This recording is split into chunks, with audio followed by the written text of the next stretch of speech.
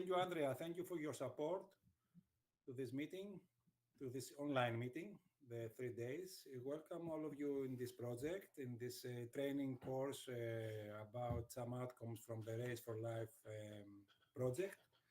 I'm Fotis Panagiotounis, and near me it's Vangelis. It's a sport trainer from Kethea, Greece. As Andrea informed all of us, this meeting will be recorded, so we are okay with this. Now, before we start, I would like to introduce ourselves to first meeting each other before Barcelona, and so I would like to hear from you your name, your faction, where are you working, your organization, your country. Just 40 seconds, because we don't have a lot of time to do all of this process. So I can start. I'm Fotis Panagiotounis. I'm working in Kethea. I'm the project manager for this project, the Race4Life. And my base education background is I'm a sport trainer also, so I have an interest for this project, and of course welcome all of you in this initiative. So that's all for me. I hope we have a time to discuss and meet each other better in Barcelona. So if someone wants to continue.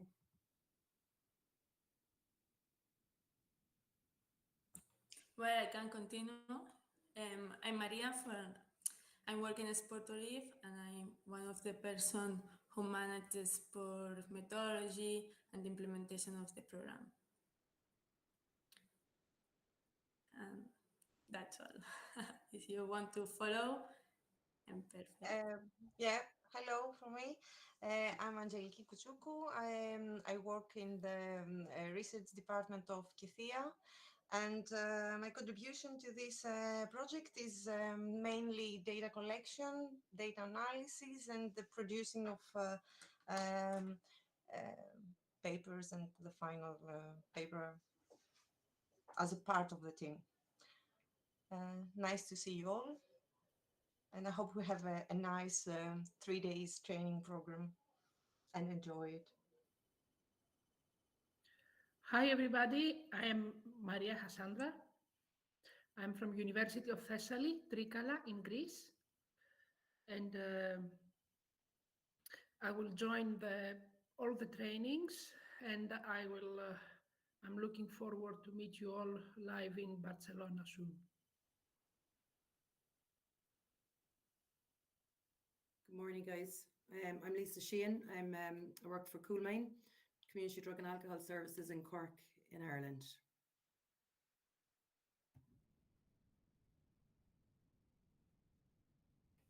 Hello everyone, I'm Giulia. I'm a social worker at Chase in Reggio Emilia, Italy. I'm a colleague of Andrea Scari, and unfortunately I won't be in Barcelona because I just had a baby, so I follow you from distance.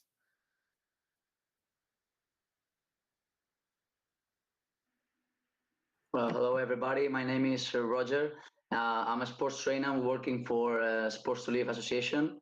I'm handling several programs, and one of those is working with people with addictions issues. We can tell that. So that's the reason why I'm joining you to this program to try to learn a bit more about how to work with them. Hello everybody, I'm George Palafas. I sport training. I'm working in Kethea Ariadne in Crete, and I hope I see you all in Barcelona. Thank you. Hello everyone, my name is Anna. I'm working in Sport4Life also, and nowadays I'm studying, and in Sport4Life I have a program with teenagers that have mood problems and socializing problems. Hello, my name is Berta. I work in Sport to Live too, but I'm here to represent the Catalan Federation of Drug Addiction, and I'm the responsible of the dissemination part.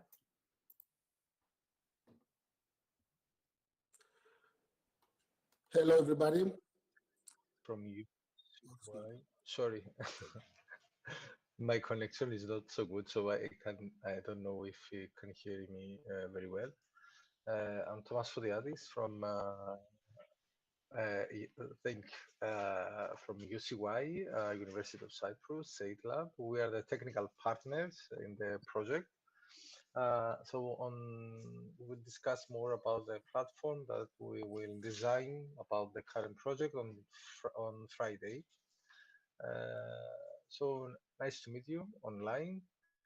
Unfortunately, I will not join you in the Barcelona. So yeah, I will see you in the next face-to-face meeting the partners.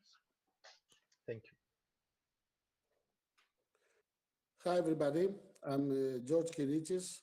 I'm a coach trainer at Kethea Exodus in Larissa. And I hope to see you all at Barcelona. Thank you. Hi, everybody. My name is Thanos Zakas. I work Kethea Oxygen in Patras for 15 years. I hope to have a great cooperation, and I hope to have a great experience next week in Barcelona.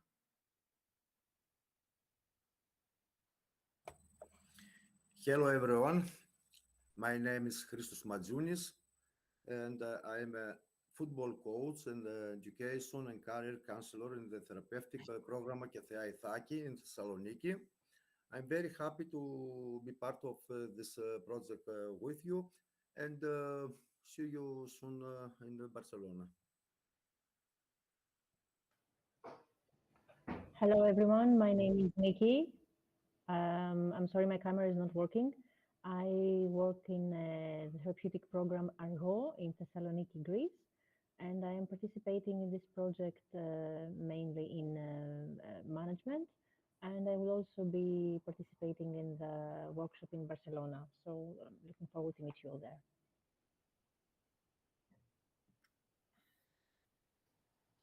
Hello to everyone. I'm Pyrgelis Yannis. I work in Kethea pilot in Greece, Volos, Greece. Hope to see you live, everyone.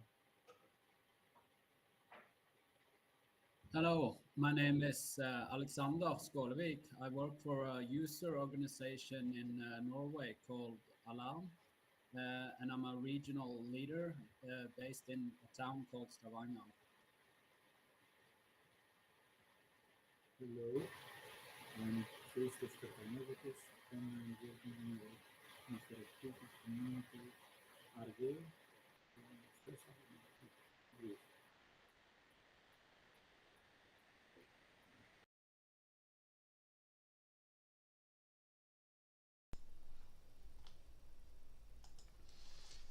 Hello everybody, I'm Andrea Scari. I work in Chase Reggio, one of the partners of the project. I was as well in the previous project.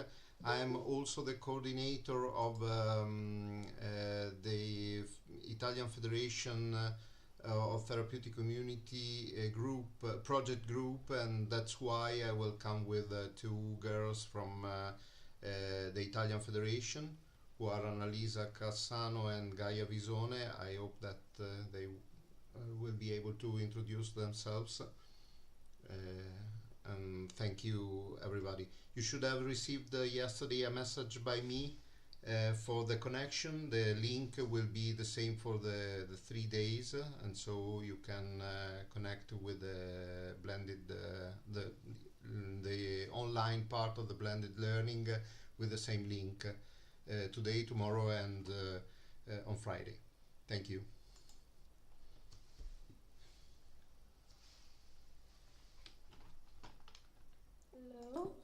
Hello, I'm Olga Khaya.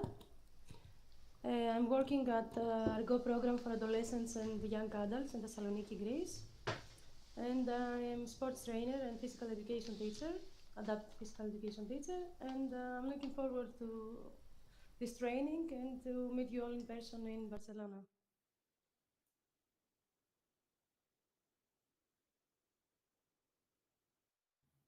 Hello, everybody. I'm Annalisa, and I'm doing civil service in Italy in a project about disability, and I'm very happy to participate to this project and to see you all in Barcelona. Thank you.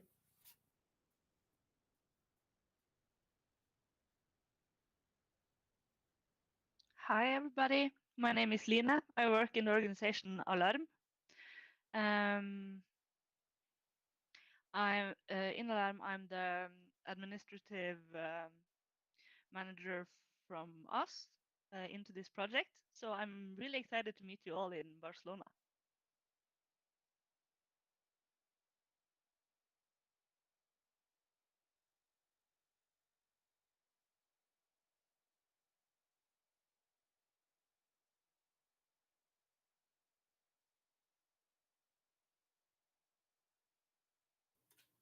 I don't know if everyone speak. I think. Well, okay. So we can start. Before we start the presentation for today, I would like Andrea, if it is possible, to upload the schedule for the 3 days online meetings and the meetings in Barcelona, so we can just to run it a little bit to. Okay, I hope everyone can see the PDF that you have already received yesterday from me. Okay, so this is the first day. Here you can find also the link, but also Andrea sent you an email with your through the platform of the Race4Life project. So if you are not possible to connect with the platform, you can click on this link to connect with the meetings. So for today, we have some presentation about the Race4Life project. We can see some the modeling of addiction, so we can connect how addictions, how sports connect between the connection between them. We have a presentation from Hassandra from the University of Thessaly, how we can use sport as a vehicle for behavior change. After that, I have a presentation from Maria, Sport to Live, to share her experience with us, about the role of sport in addiction treatment. And then we finish our meeting today with Aggeliki Koutsoukou, who will present us some outcomes from our previous research activities and also from the last one through this project. Tomorrow we'll have some presentation from Andrea. Can you? Okay. Tomorrow, some presentation from Hassandra to start connecting the theory with the training. And the final day on Friday, Adonis Hatzikioriadis from University from Thessaly will speak about some theories, some motivation theories that we can use in our project, and also we can use it in our sport activities in this target population. So Adonis will speak about the self-determination theory, about goal setting, and some other motivation strategies. And finally, Thomas from University of Cyprus will present the e-platform that we will use from now on, which we will upload all the material in this platform, and you have access in this platform to retrieve, to see a lot of information about how we can implement sport in addiction treatment. So this is for the 3 days of online meeting. And then we are continuing our training in Barcelona. So can you, Andrea, upload also again?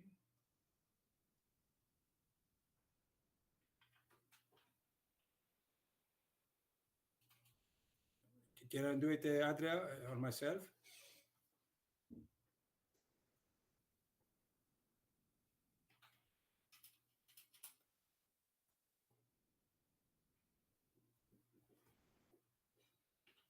So we will have 2 days in Barcelona, 2 days of training. The first day on Monday, we will start at 10 o'clock, but your arrival timing will be 9:30 to 10 to come and take some coffee, something to prepare yourself for the meeting. And on Monday night, we'll have all together a dinner. So I sent you this link here to declare if you want to participate in this dinner, because Berta and all our friends from Spain will have this information to make a reservation for this. Okay, it is very important to confirm your participation in this dinner, because Berta, especially Berta, wants to see how to reserve the restaurant or whatever.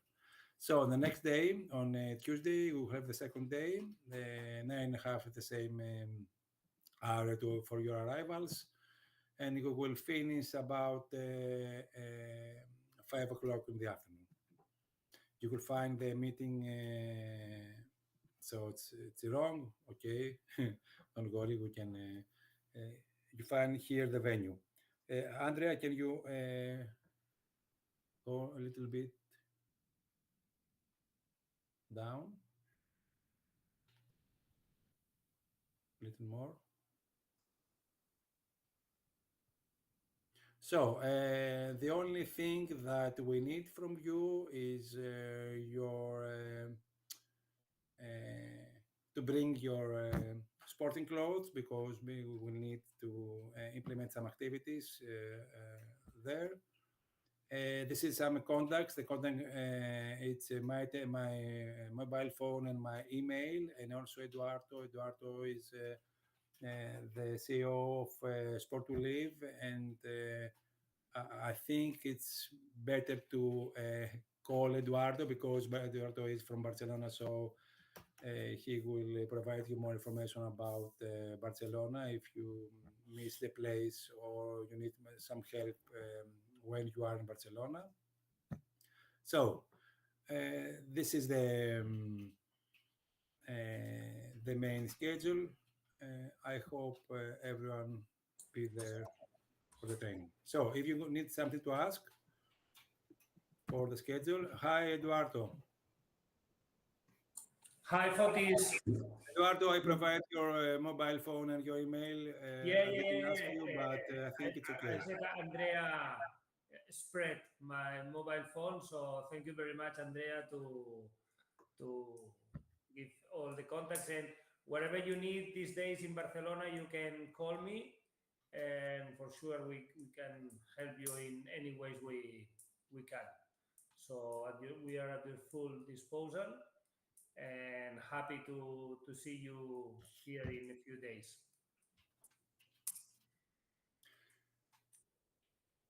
So, because it's an online meeting, it's too tired to all of us to be in front of a screen and hear things, and not interactive. It's not interaction between us. Just to make some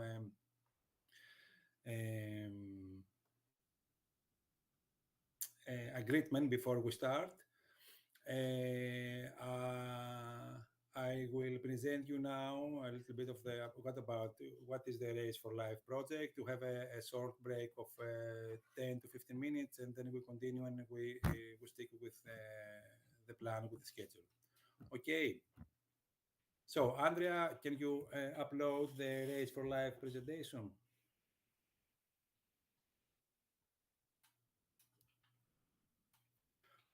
Okay, first of all, I don't know if you read more things about the project, about the Race for Life project, especially for our friends that are the first time that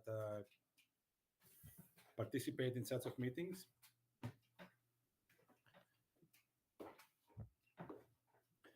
So, Andrea, can you, okay.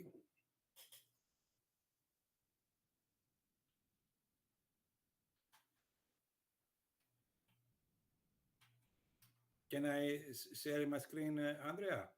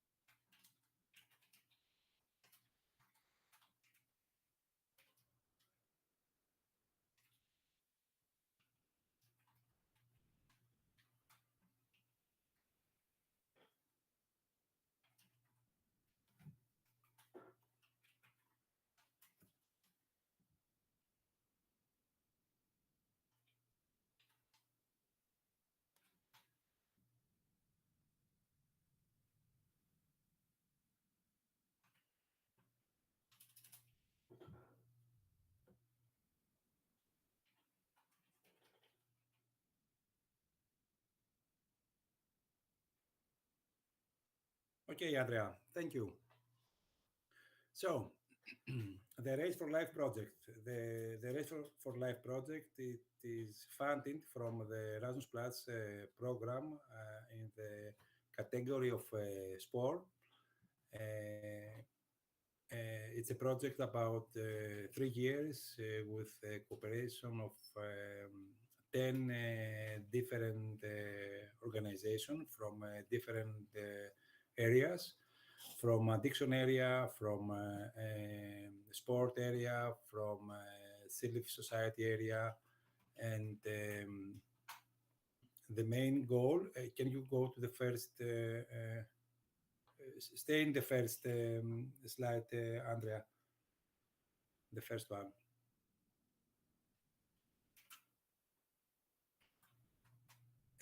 So the main goal of the Race for Life project is to enhance motivation for behavior change in addiction treatment through sport. So the main goal of this project is how we can motivate people under addiction recovery to try to change their behavior through positive sport experience.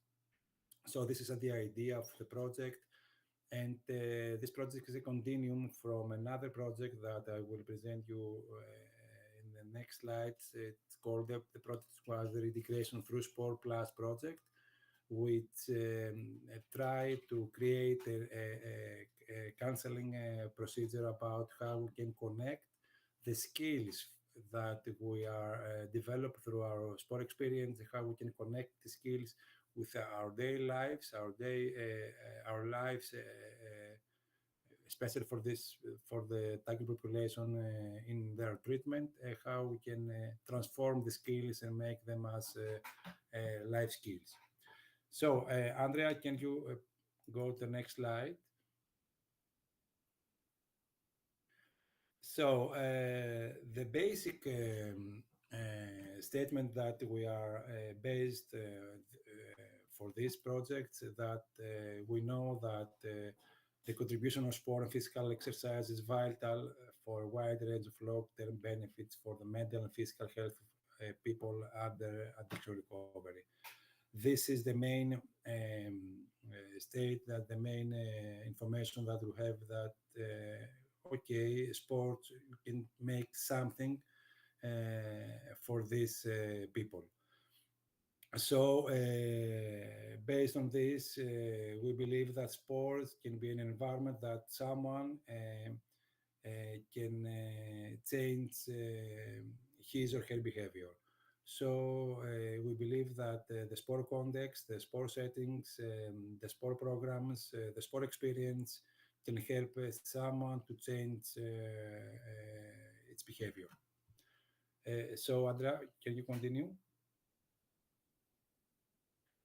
The main idea of the project is that we believe that sport and exercise and physical exercise can be also educational. We can learn things through sports. We can learn things through our experience in sport. Every time, every moment we play, we are participating in some physical exercise or sports. Also, sports and physical exercise is therapeutic. We know that. We know that when we're feeling stress or we're, I don't know, very stressful in our work, we go out, make some running, we play football, basketball, or just walking. We know that sport can be therapeutic for us. Also, sport is an entertainment. We have we feel enjoyment through sports. Sport can help us for our personal development. We can develop our character, our personality through sports. But also, sport can be treatment. So the difference between the therapeutic role of sport and the treatment role of sport is that we can, if we connect, we link the treatment goals with the sport goals, can be treatment. If we make this connection, we can do the change for the persons. So, Andrea, can you change the slide?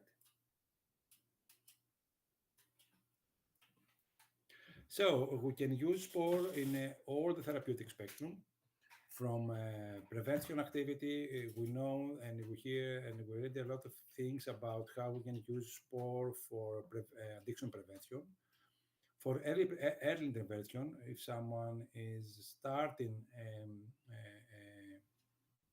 engaged with addictive behavior, we can use sport to prevent disengagement. Of course, you can use sport in treatment, in the integration phase, and also in a long-term care, which the main goal of all the sport intervention, someone to connect with sport in a lifetime. In the therapeutic framework, we can use sport as entertainment. We see it before as a development, as learning, education, and treatment. And we expect some results from this engagement in sport to make people activated, motivate them to enhance their self-perception and to create and develop life skills. And through all of this experience, to cope with difficulties, to cope with triggers, to cope with a lot of things that make them to prevent the relapse that maybe have in their life because the engagement with addictions. Andrea, can you continue?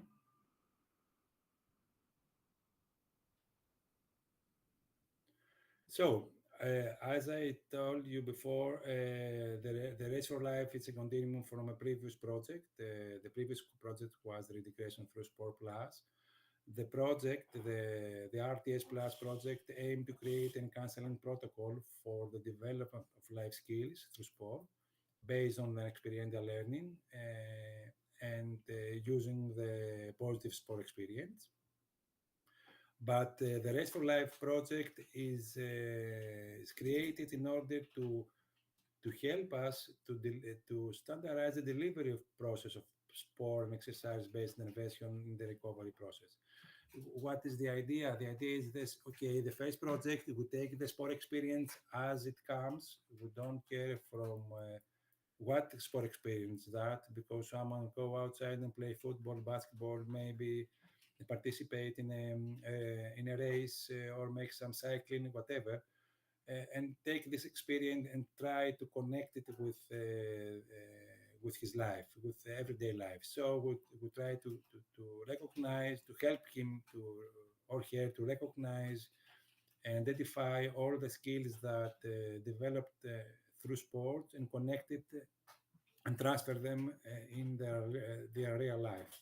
So transform the skills and make them life skills. But it was a gap between these actions, because we don't know how this sport experience developed, created. So the Race4Life comes to fill this gap and try to develop a protocol how we can deliver sport in a better way, in a tailor-made way, in a more focused way, to help people to create the skills. So someone then it's more easier for him or for her to recognize what skills developed through sports, and it is easier then to transfer the skills in his life. So, Andrea, can you continue? If we can present a logic model about this project, first we can put the Race4Life. First, we deliver appropriate the sport-based interventions. Second, it's the RTS Plus project. Take this sport experience and connect it with life. So we transfer the skills to life skills. So we create and develop life skills. If we develop life skills appropriately and in the right way, we know that we motivate the individual to a behavior change process. And if we do that, we expect after that we have positive health behaviors as it change the addiction behaviors with other healthier behaviors. So we motivate them to continue and adopt a healthier lifestyle. Andrea, can you continue? So the project goals, it is to develop a flexible and adaptable protocol for design and delivery sport innovation with aim to behavior safe individuals at their SUD recovery, at their addiction recovery. To provide the knowledge and skills needed to design and plan implemented such kind of interventions. This is the stage that we are now, to provide the knowledge and skills to all the sport trainers, the coaches, sport professional and health professional work in the addiction field, to provide and to design and implement such kind of interventions. And all of these, they are running through a framework on how theory should be applied to design sport-based behavior change intervention in addiction recovery. So the next days, you will hear and learn a lot of theories that are that can support our project goals. Andrea, can you continue? So the objectives of the project, it was first to enhance the capacity of the target groups. The first target group is people under addiction recovery, to empower them, to enhance their skills, their capacity, their capability to develop their personality, all of these things, all of these necessities about regarding their addiction recovery. So we will create the sport-based protocol for behavior change for addiction treatment. The second target group is professionals, sport professional, health professional. We will create this training package for health professionals working in the addiction field.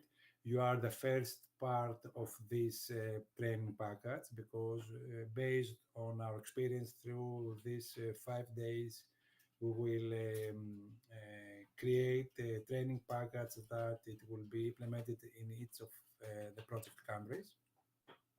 And finally, the final target group is to enhance and promote cross-sectional cooperation between institutes like University of Thessaly and the Department of Sport Science there, and to cooperate with addiction treatment organizations like KFIA in Greece, but also other treatment organizations in Spain or Italy.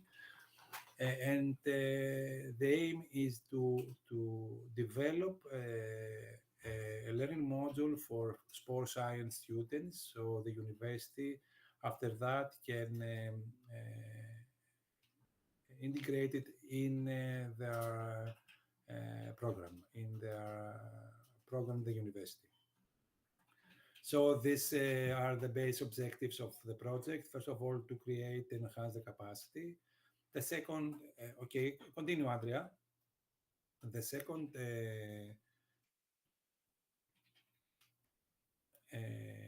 is to provide opportunity to our target groups.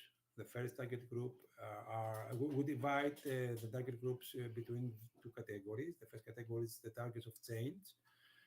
We expect that the individual under SUD recovery who will participate in our project activities change their behavior. Also, the sport trainers active in this process change the way that implement and deliver sport activities, and also health professionals work in the field. We need them, and we want to change the way they feel, the way they use the sport experience in the treatment process. Also, the recovery organization, policymakers, and the sport science departments, especially in Greece. I don't know what happened in the other countries, especially in Italy or Spain or Norway or Ireland. If the Department of Sport Science in their university have some learnings modules about how we can use sport in addiction treatment. I don't know what happened in the other countries, but we know that in Greece we don't have this kind of learning modules. So for Greece, it's the first time that we will create something similar and implement in students, university students, and take feedback from them what if we can use it in the future. So the other target group is the target of learning. So sport trainers, they are trained through the project activities. Health professionals will be trained, also sport science students, and of course the general public, academic researchers who else wants to participate in the project or be involved, engaged with the project activities, and learn more about the project outcomes. And continue, Andrea. So the final is the motivation. We know the motivation is very important for addiction treatment. The motivation is one of the most important mediator of the treatment outcomes. So we need to motivate people to participate in sport activities. We know that sport activities are very famous activities in addiction treatment, but we need to do more things and motivate more people to participate. So you can hear a lot of things about motivation the next days. We think that motivation is the most important, the most vital element about this process. So Andrea, continue.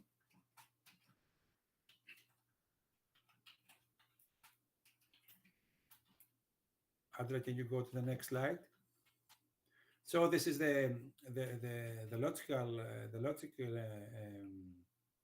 of our training is first to create appropriate sport interventions tailor-made based on theory, so we can see if we can use them, we can evaluate them, we can see if they work. Then to create a favorable environment, provide opportunity to people to participate, to enhance their capacity, their capabilities, the skills, and motivate them to participate in such kind of interventions. Of course, we need to deliver the sport intervention as expected, to have engagement, to enjoyment, a lot of participation. We need that. And finally, if we believe if we cover all of these elements, finally we can make some behavioral change, help them to develop their life skills, and make healthier choice in their lives. So Andrea, continue, and I finished with this is the organization. You before when you present yourself, you speak about your organization. Kethea Coolmine from Ireland, Kethea from Greece, University from Thessaly, Sport of Live Spain, ALAR Norway,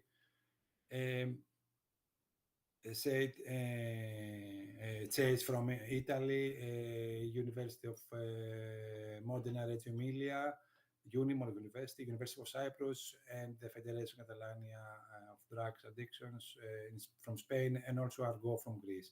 This is the 10 partners. Andrea, the last slide. Okay, this is the project. Here is the email if you want to send something, but you must find a lot of information in our website. We can learn a lot of information about our previous project, RTS Plus, and this is our Facebook page. That's all from me about the Race4Life and the idea how we create these projects.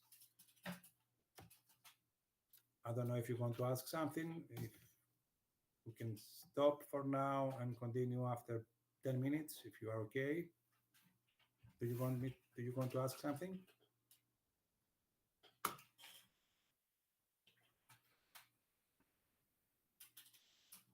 Okay, so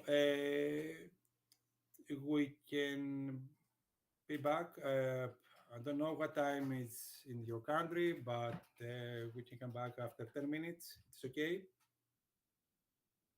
Okay. Thank you. We have now, it's 2 o'clock. I don't know what happened. Yeah. What time is in your country? Okay, so Europe type, it's 1 o'clock. Okay. 10 to 12 here. See you in 10 minutes. Thank you.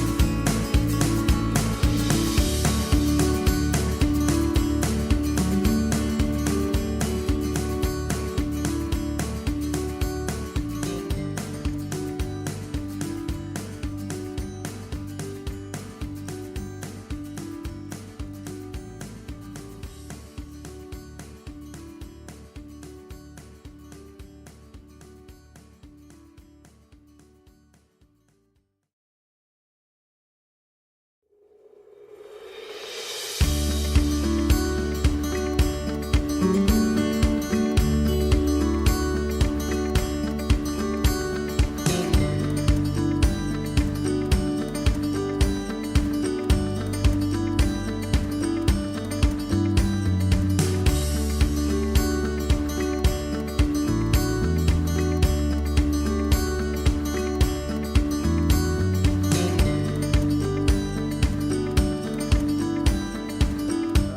all back?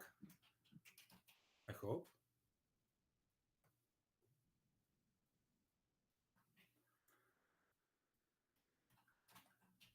Okay. In the next presentation, I will try to provide you some information about the models of addiction. I think it is important before we start discussing everything about motivational strategies and procedures and techniques. It's very important to see how these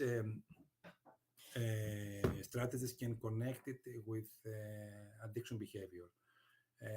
So I think it's very important to present why sport experience can help people under addiction treatment to behavior change, and see some similarities of and where the sport experience can contribute to their treatment process.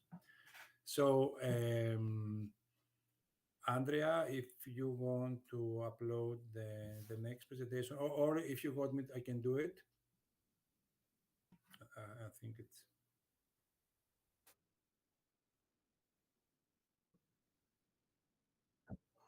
okay. Okay.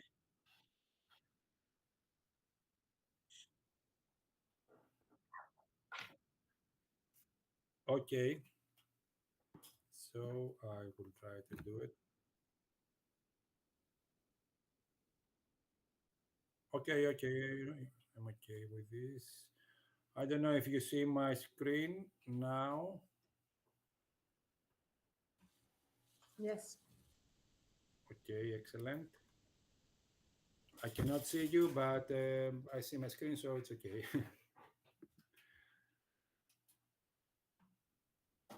So, modeling the addictions. Some very, very general. We know that the use of psychoactive substances has a significant negative influence on public health, with major consequences for the morbidity and death of individuals who are actively involved.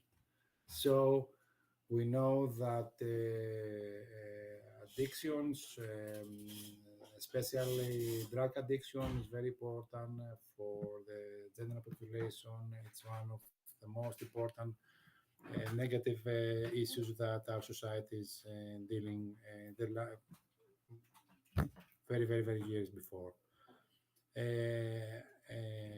Addiction, substance use disorder are the umbrella term about addictions, but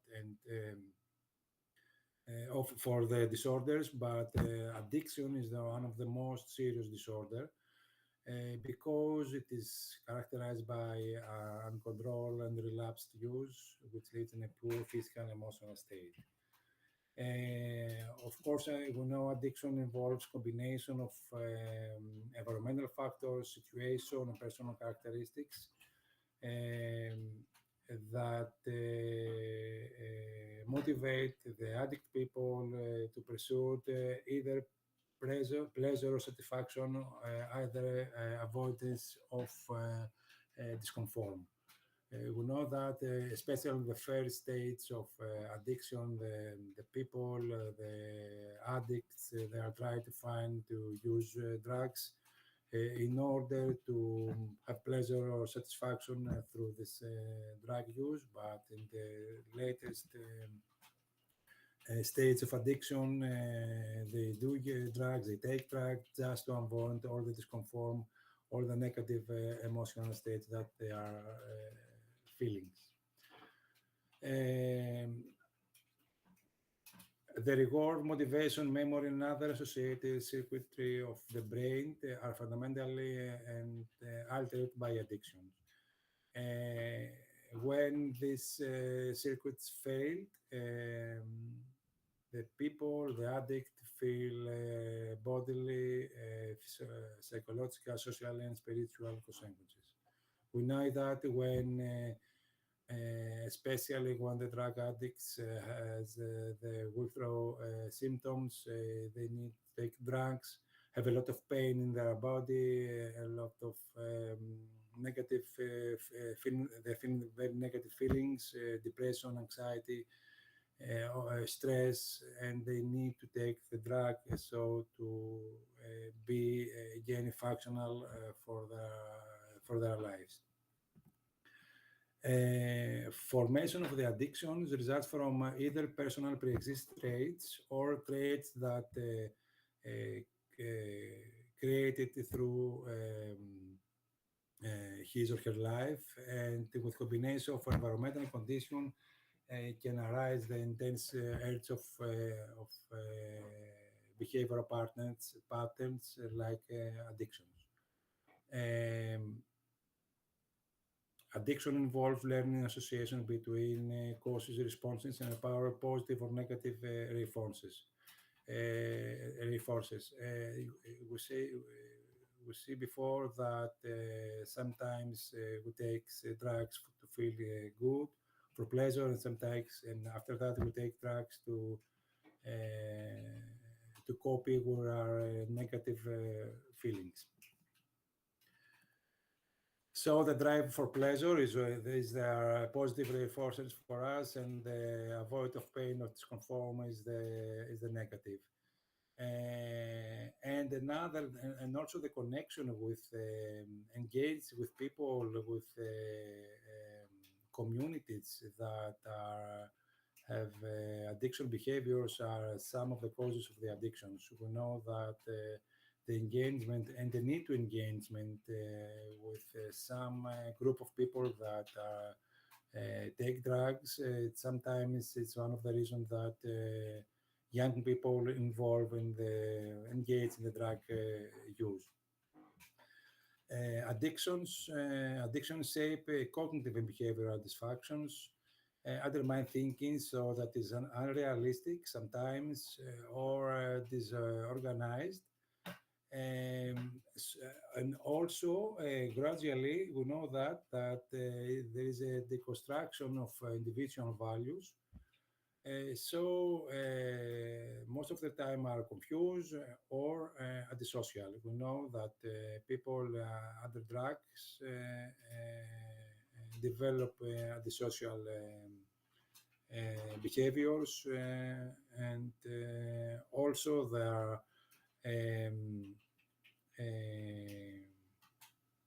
how can I say, their values, the system of the values are destroyed. Addicts acquire addictive behaviors through mechanisms that shape human behaviors without conscious decision or intention. This process influences the capacity of self-regulation. So, and we know also that addictions impairs the impulsive controlling mechanisms. So it's a lack of control. Sometimes addict people they don't control their behavior, they don't control their feelings, they don't control the needs that they have, and so they are search for drugs without make the right decision to engage in the drug use. So addiction involves rational decision making that prioritize the advantages over the disadvantages, and that's why the drug addicts they need to take drugs because they thinking in the first stage that it's they need to take satisfaction and enjoyment and pleasure through the drug use, and after that they continue the drug use because they need to feel good to cope with the negative emotions. Individuals, sometimes we know that they use drugs or especially alcohol because they want to avoid and solve their real life problems. And especially those related with substance abuse. So we see here a loop between the drug use and the avoidance of the drug use. So we take drugs to avoid the problems that are connected with the drug use. Of course, we know it's very, it's a discussion in the last 15 years about that addiction involves pre-existing needs. Pre-existing needs, there are some psychological needs such as depression or anxiety that are addressed by addictive behavior, and sometimes these needs become as outcome of the addiction involvement, in the drug use involvement. Also, we know that there is a lack of the lack of self-efficacy is one of the most powerful determinants of relapse in substance use. So the drug addicts sometimes feel that it is not they don't believe, they don't believe themselves, they don't have a confidence about their capacity to overcome the drug triggers, the triggers that come in every day in their lives. So they are relapse and start using again. Other aspects of self-identity maybe cause, at least in part, addiction. The self-identity is most referred to how one views oneself. Immediate impulse or cravings, especially when we have the withdrawal or symptoms, are underlying addictive behavior. And these cravings can lead to the failure of individual strategies, skills, and capacity for self-control. And these failures is attributed to the eco-depletion. So the person feel empowered to deal, to copy with the craves that it feelings, and so he engaged again with drug abuse. Many addicts express that they want to control or discontinue the addictive behavior, but they are feeling overpowered because all these strategies, skills, and capacities of self-control are failed. So the individual continue to the drug use because it's feeling overpowered to deal with this mechanism. It's likely that people who have more frequent or severe negative emotion abuse drug as a coping mechanism. So we know that people that are feeling bad, they have negative emotion, they take drugs to feel better. So this is one of the use that some people take drugs. Drug addicts, they are not setting long-term goals because they don't want to exchange, to trade the long-term pleasures with a short-term satisfaction. So they go on to have a short-term satisfaction, something very, very quickly, here and now, to take drugs, to feel good, to deal, to cope with my body pains, to feel with my negative, to deal with my negative emotions, but I don't have the the goal to stop take drugs, and maybe after 2, 3, or 4, maybe more period to feel better and be happy in my life, to feel pleasure in a long-term situations.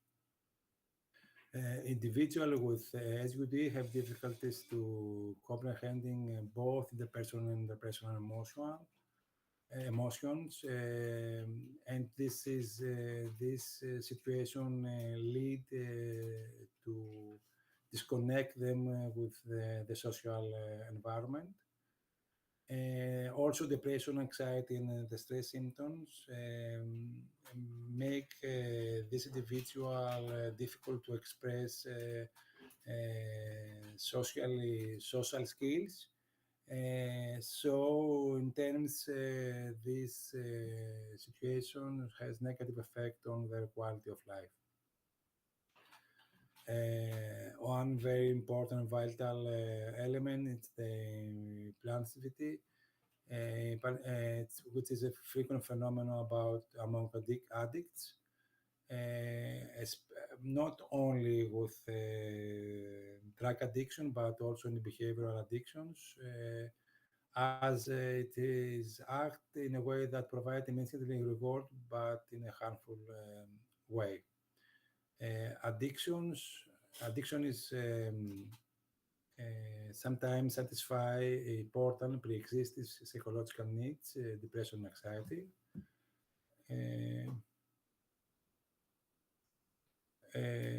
which are covered by addictive behavior. We don't know sometimes if these pre-existing psychological needs exist before the drug addiction. It is as a result of the drug addiction, but most of the time are covered by addictive behavior. And this sometimes it's one of the basic factors that affect negatively the potential of retention in treatment. As we discussed before about the project, motivation is one of the most important elements, one of the most important factors that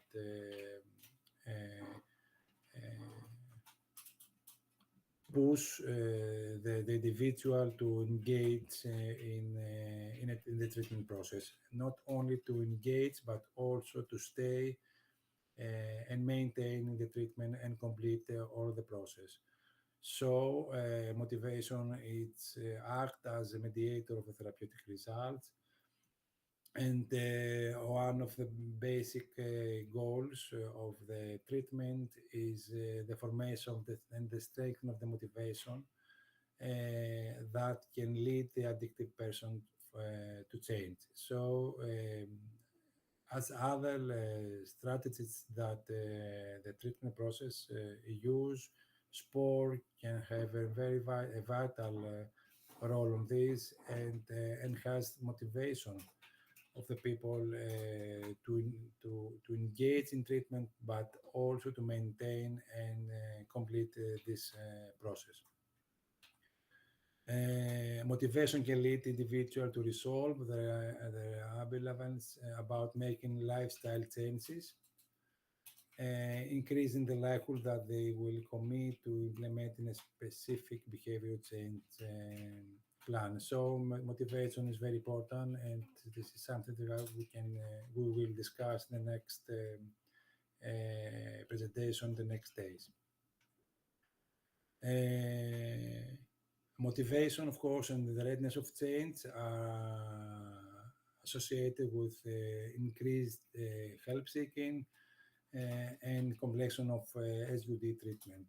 We know that someone that is motivated and they are feeling ready to participate in the treatment process, it's easier for them to engage and maintain to the in treatment.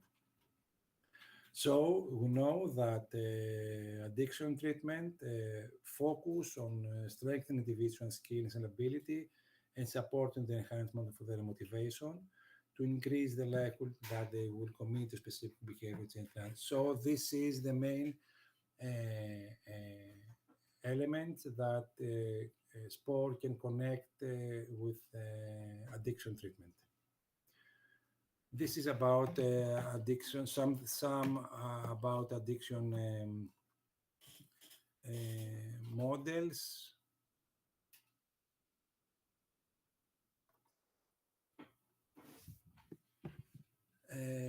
I believe that all of this situation, all of these elements that all of these factors that maybe lead the person to involve and engage with addictions, and also all these elements that are working through their addiction process. We can sport can provide support to this person to overcome and to deal with such kind of experience. So I believe that sport have a vital role in this process. That's all from me. I don't know if you want to ask something.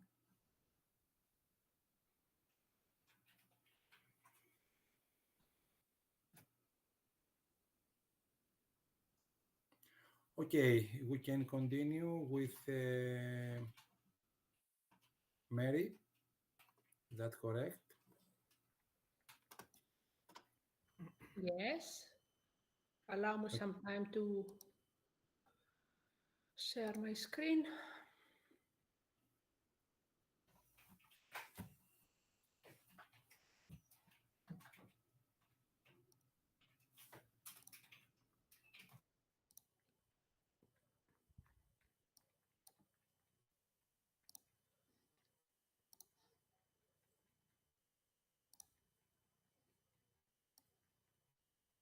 Are you able to watch my screen now? Okay, thank you. So I'm going to continue with some more theory and research-based information on how sport can be a vehicle for behavior change. And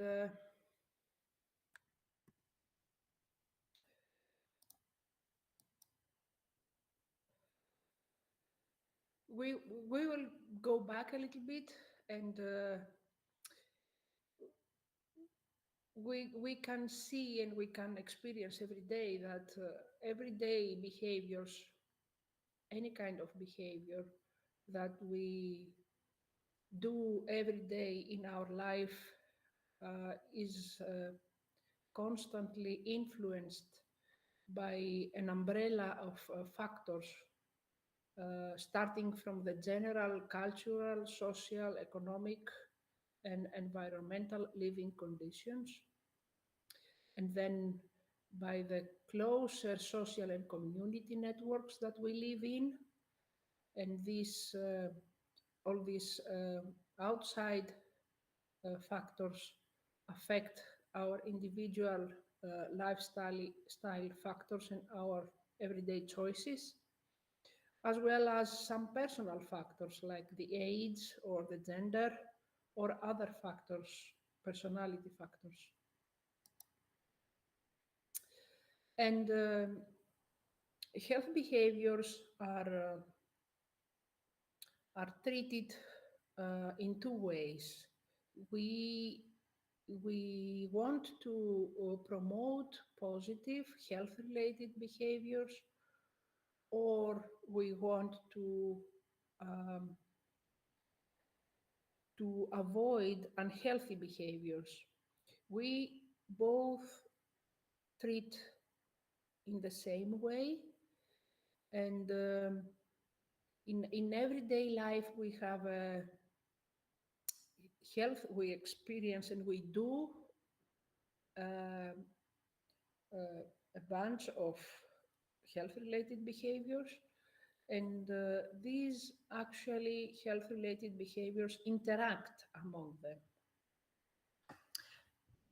So there is no behavior, at least health-related behavior, that is standing alone and is irrelevant from other health-related behaviors. For example,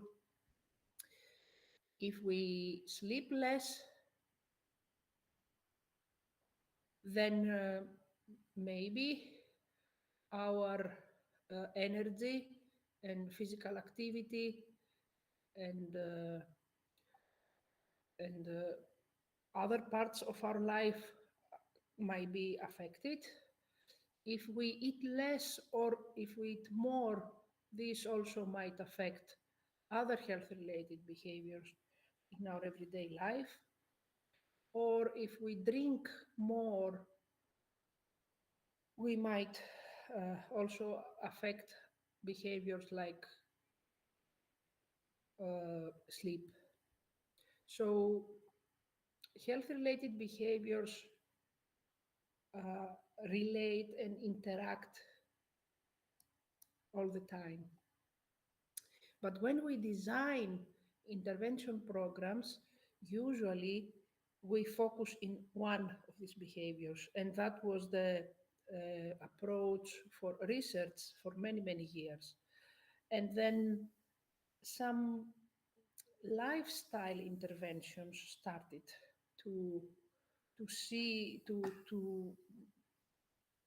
show some results that, well, you know, if you treat only diet, for example, might not be enough if you want to lose weight. You also need to target maybe physical activity or alcohol consumption or maybe sleep.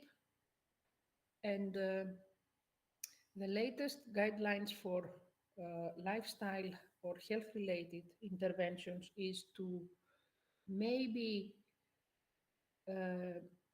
approach health-related behaviors in combination, even though you might need to isolate a specific behavior, either as a target behavior or as a vehicle behavior.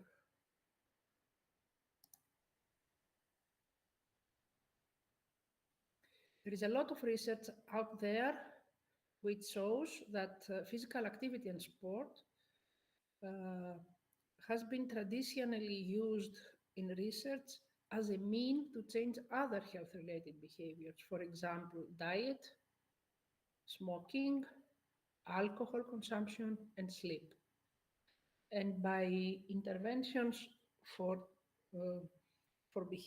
this kind of behaviors, a lot of times sport is used to prevent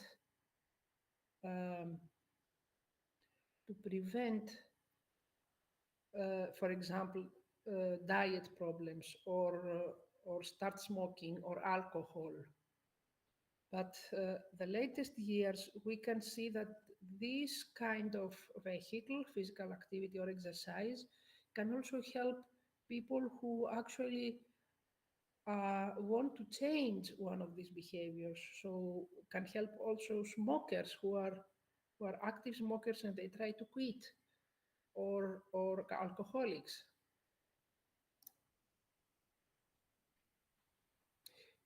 We have applied in University of Thessaly for many years several health promotion programs for schools.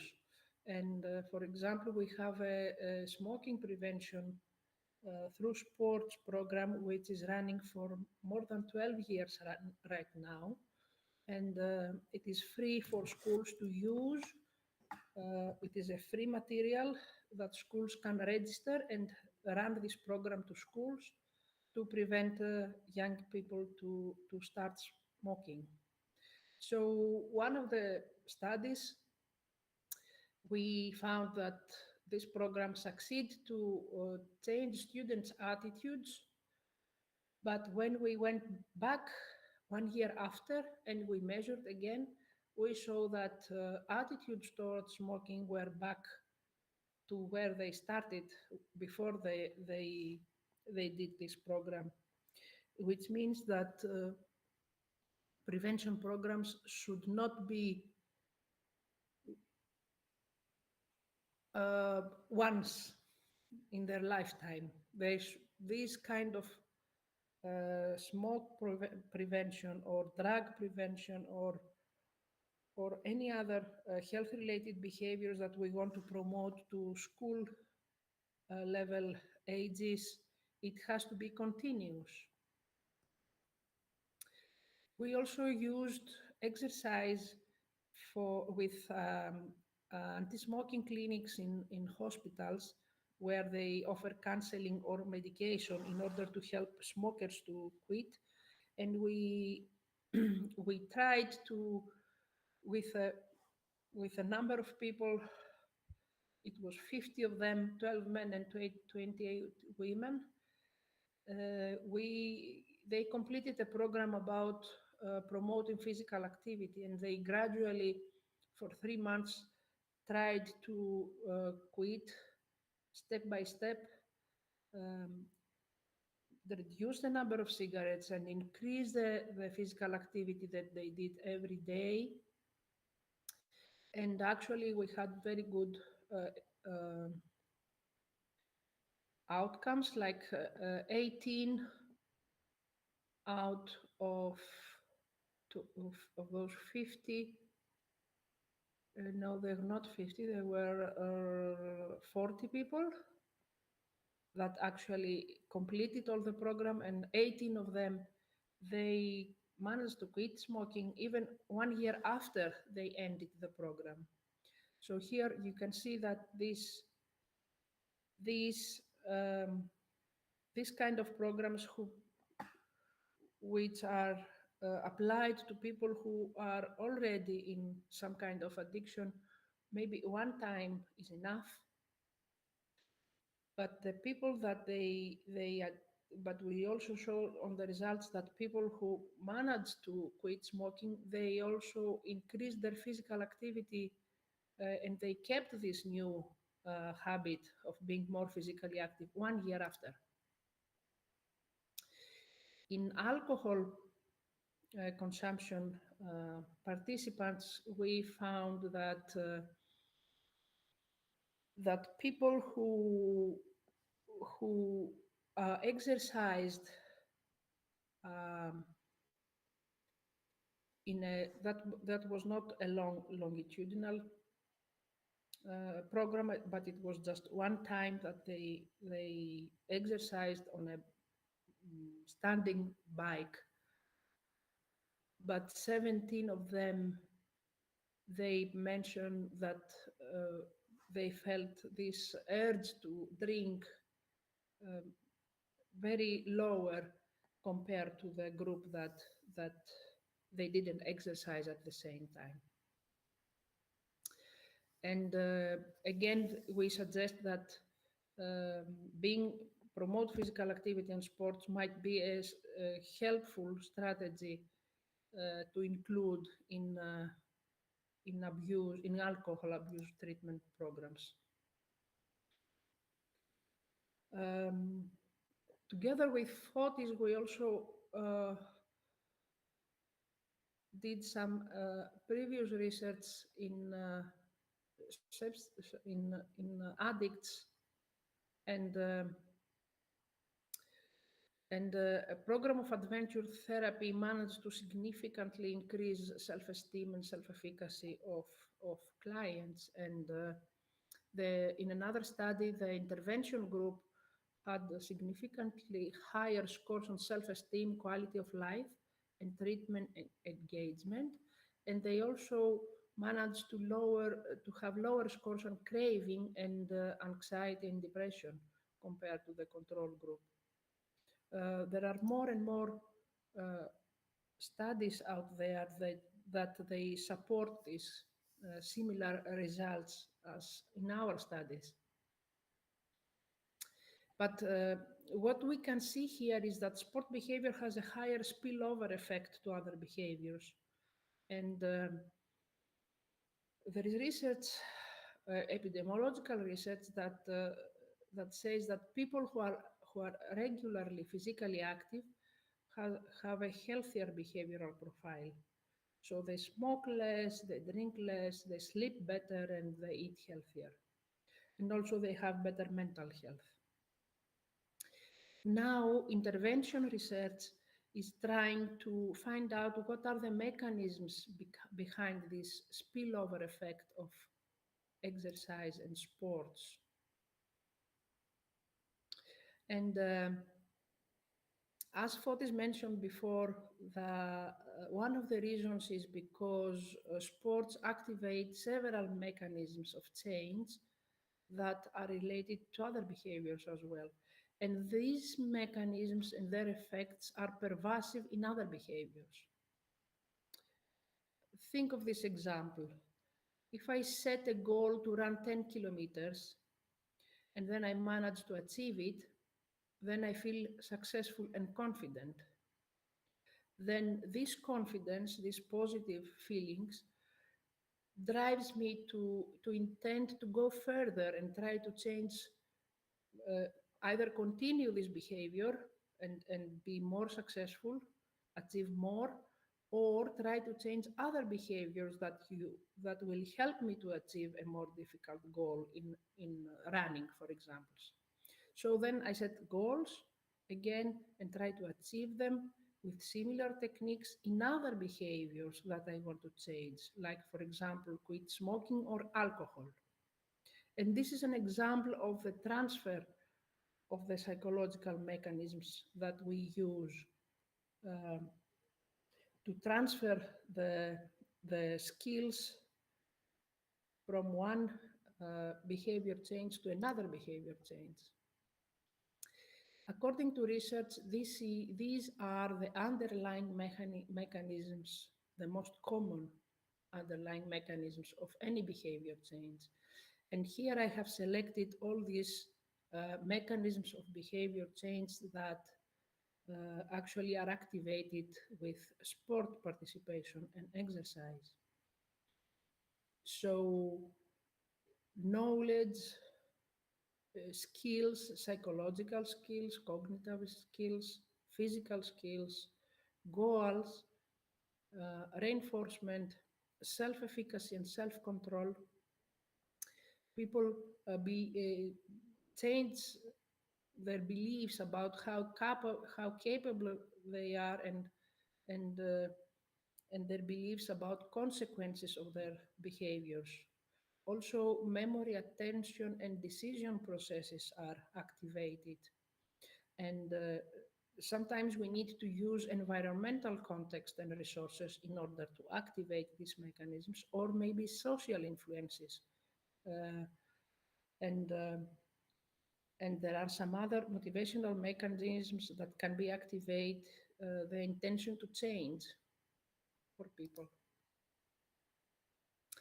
Now, how do we activate these mechanisms? We do that through the application of behavior change techniques. And behavioral change techniques is a replicable component of an intervention, which is especially designed to alter or redirect causal processes that regulate the behavior. And these techniques are like the active ingredients of a project or program or intervention that we design. For example, it is feedback, can be feedback or self-monitoring or goal setting or reinforcement. And these behavior change techniques activate mechanisms of action. And by mechanisms of action, we mean the processes through which a behavioral change technique affects the behavior. For example, behavioral change techniques like goal setting, feedback, self-monitoring, and reinforcement activate the mechanism of beliefs about capabilities.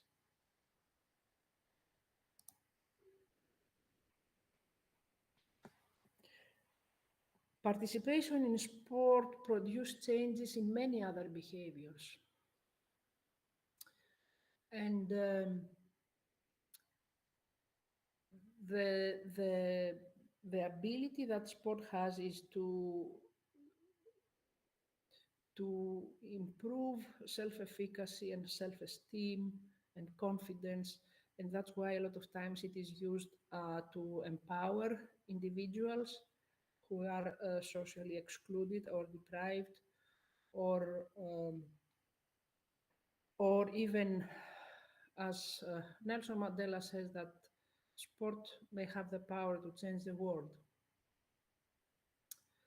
But if we, as sport professionals, we want to produce changes in specific behaviors, then we really need to know how to plan for this.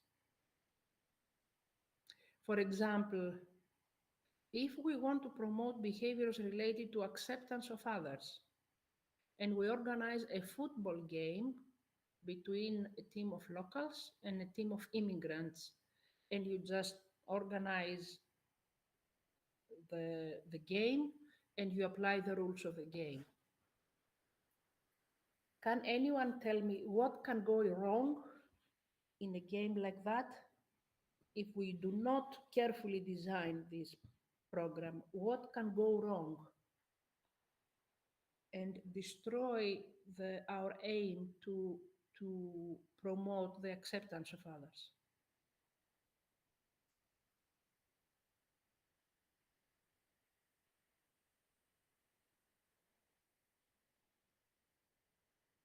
Do we have here anyone who can answer, who would like to answer?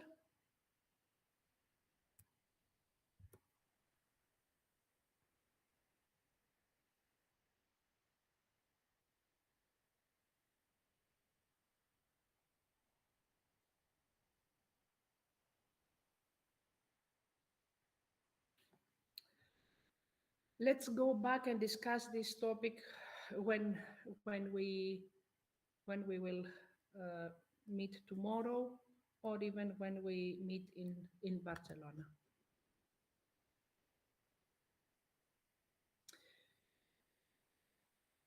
What I would like to tell you to finish this, I would like to tell you that the training that we are going to do tomorrow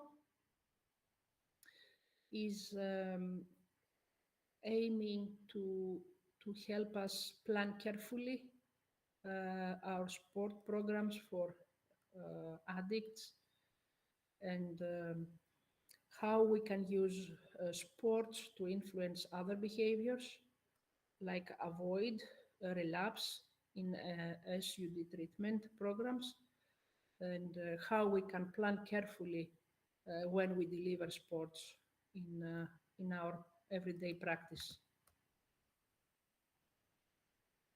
Thank you very much for listening, and if you have any questions,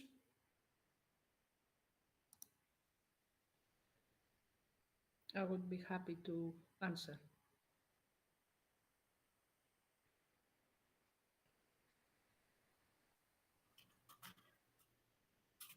Mary, can I say something?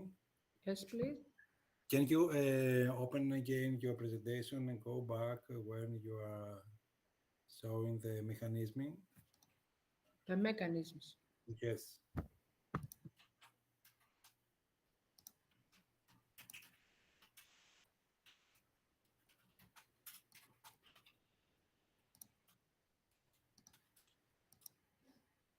Okay, here. When I see this, I saw this slides, I see that all of these mechanism about behavior change, it's all of these, or a part of them, or all, I believe all we use, we can use them in the addiction treatment process. Yes, that's true. So this is a lot of similarities about sport and the treatment process. Yes. In the treatment process, we try to increase the awareness of the clients about their drug use, their drug problems, and the issues that underlying these problems. This behavior. We try to increase their skills, to make them to put some goal to reinforcement, to improve and enhance their self-efficacy and self-control, to believe in their capabilities, to increase their self-confidence, about to know about the consequences about the drug use. Very important tool in the treatment process. Of course, to help them make better decisions about their lives. Of course, we involve all the environment, the family, the friends, and especially in the integration phase, how this social influence them this process. Imagine the stigma about the drug addicts, and all of this is we can see it in their attention to change. All of these factors, all of these mechanisms are you can see them when they are trying to change. All of these mechanisms that support or put some obstacles about their attention to change.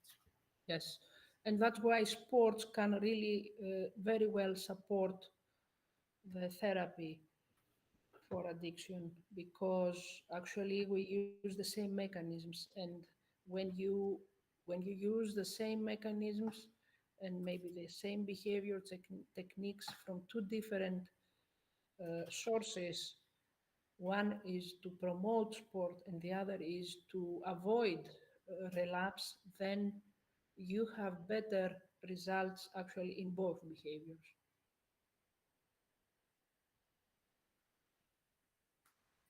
Okay, thank you, Mary. If there are not any questions, we can take a break now for 10 minutes and come back with Maria from Sport to Live to try to connect all of this. Is that correct, Maria? Somehow? Yes, yes. Hi. Okay. I'm going to present. No, after the break, don't worry, Maria. We can take a 10 minutes break and Okay, come back super. at 3 o'clock is in the Greek time. It's 2 o'clock in Central European time. So come back in 10 minutes. Super. Okay? See you. See Thank you. you, Maria.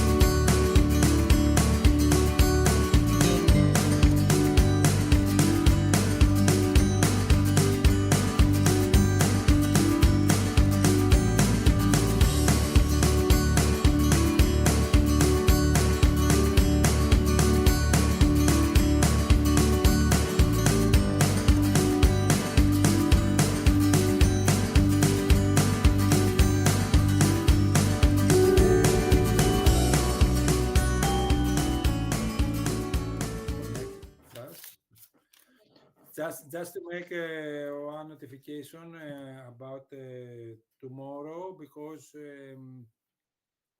one moment. Sorry, Maria. Sorry, Maria. Okay. Just to say, tomorrow we will start at 12 o'clock, not 12:55.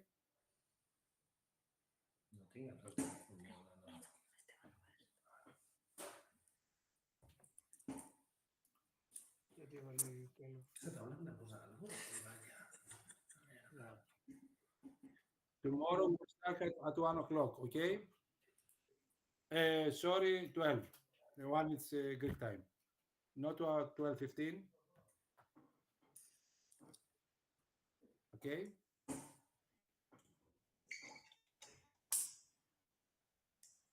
Okay. Maria, you can start. Okay, perfect. Hi. I think that now, can you see the presentation? Yes. I didn't see you. Okay. Yes. Okay, perfect. Yeah. As you know, we are Maria and Eduardo. We are going to present the role of sports in addiction recovery process. This presentation have 10 parts, the introduction. After that, we explain the benefits of physical exercise. We show 2 articles about that, describing the barriers and facilitators, the program characteristics, some examples of these sports, innovation approaches that Eduardo are going to present, successful program considerations, and conclusions. As you know, addiction are physical and psycho-emotional disease that create a dependency on or need for a substance, activity, or relationship. It is the consequences of various factors: biological, genetic, psychological, and social. These issues affect various aspects of people's life: their general health, family, social relationship, work activities, leisure skills, affecting them and the environment. Addiction treatment want to create a recovery capital. This is the internal and external resources that someone can use to start and maintain the well-being during the process of recovery. In the next chapters, we will present how physical exercise and sport intervention can help and be a complementary therapy to addiction recovery process. Before that, we need to understand what is physical exercise. Physical exercise is planned, structured, and repetitive activity that has a clear objective. And this objective is a goal. That it's so important that physical exercise want to achieve a goal. Common example is running, dancing, cycling, and other. That physical exercise is doing take regularly on time and provides different improvement on biological, psychological, social, reduce the symptoms of the process, and improve the lifestyle. At the biological level, it reduces sleep disorders and improves physical condition. At psychological level, it allows to have a pleasurable state. It happens through the activation of neurotransmission mechanism. It is also allows to reduction of anxious and depressive and stress symptoms. And we need to consider that stress symptoms is one of the main factors that can be the patient relapse.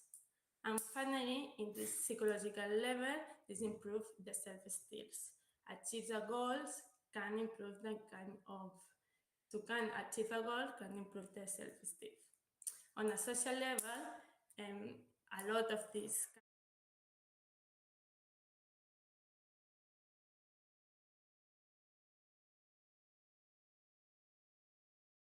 physical exercise reduces craving thought, and withdrawal symptoms. And finally, physical activity can be a healthy lifestyle offering activity that reduces periods of boring and offer a healthy leisure time and alternative to consumption.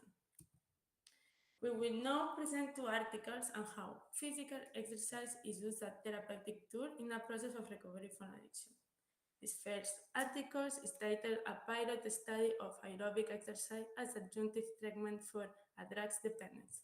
It's published in 2010, and that evaluates the number of days of abstinence.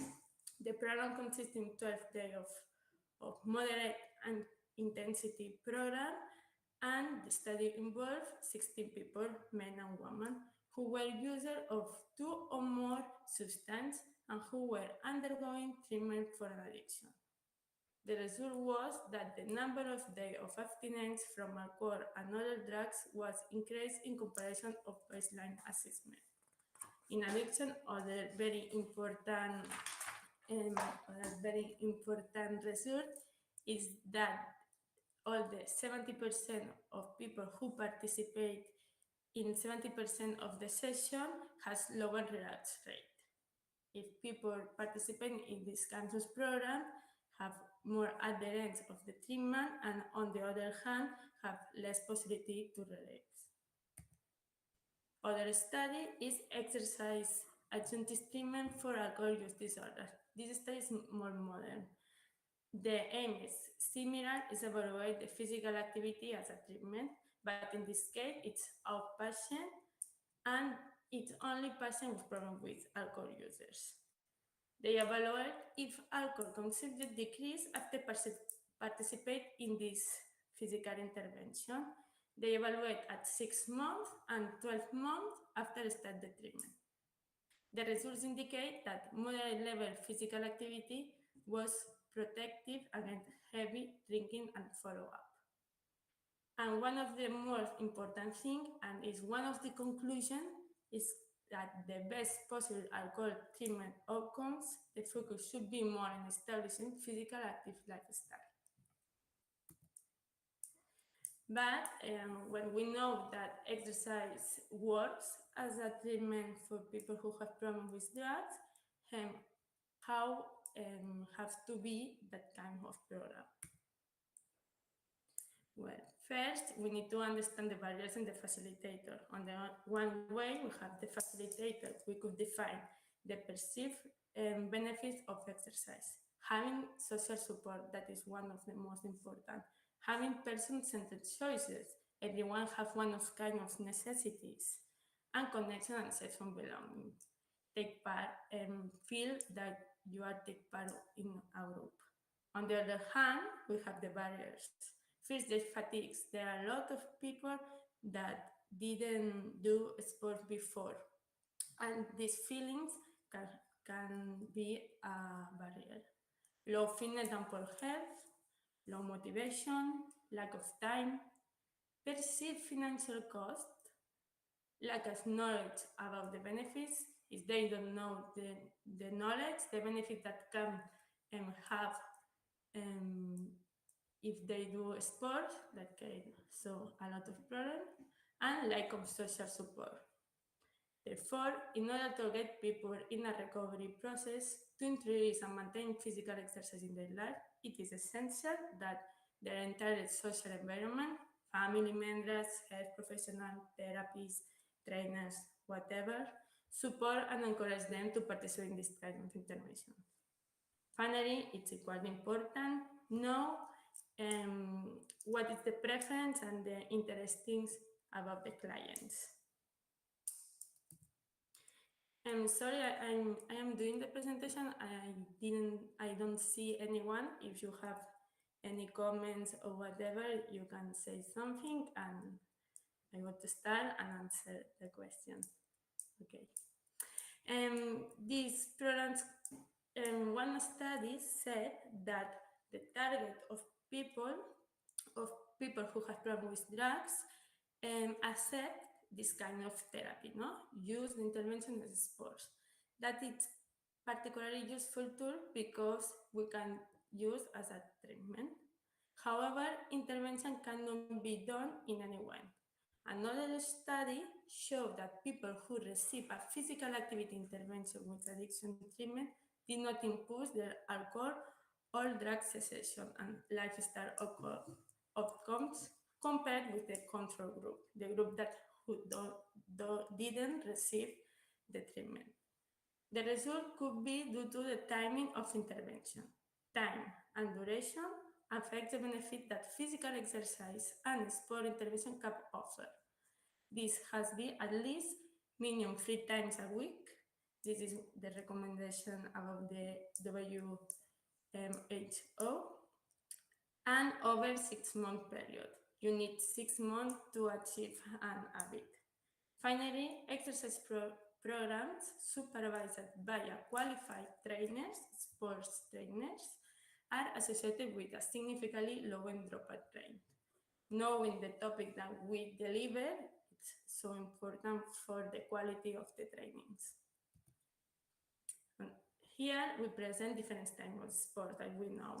We have yoga. Yoga is a practice that connects body, the breath, the mind, and through different postures, through different movements.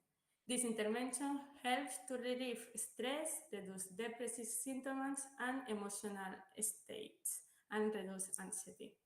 Therefore, they help people in the process of recovery from addiction to have tools that help them to have body-mind stability.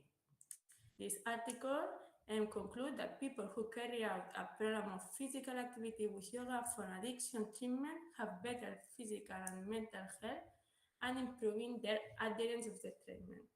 If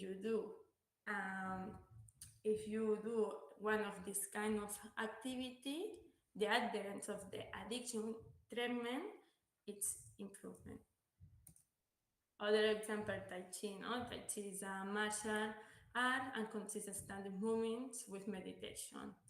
These movements, as the same that yoga, reduce the stress, improve strength, flexibility, and balance, and also can decrease the prevalence and severity of vasomotor disorders and sleep problems. Other activity, that activity is more intense, is the kind of aerobic and anaerobic training and such as running training. This training not only improves physical fitness, improves example like resilience, a person's ability to overcome and adapt to adverse situations, coping skills, so important, being able to use able skills and resources to cope with and manage an emergency and adverse situation, self-improvement. When you can achieve a goals that create you more self-improvement and self-esteem and a better behavior. The improvement of these skills make this type of physical exercise an important tool for a social inclusion people at risk of social exclusion. Finally, the last example of activity is team sport. Team sport like basketball, volley, handball, and others. This activity facilitates create the belonging of the group because they have a common goal. This is to win the match. People with addiction problems often have health problems. So when we want to offer that kind of activity, because this activity normally is a medium or high intensity, they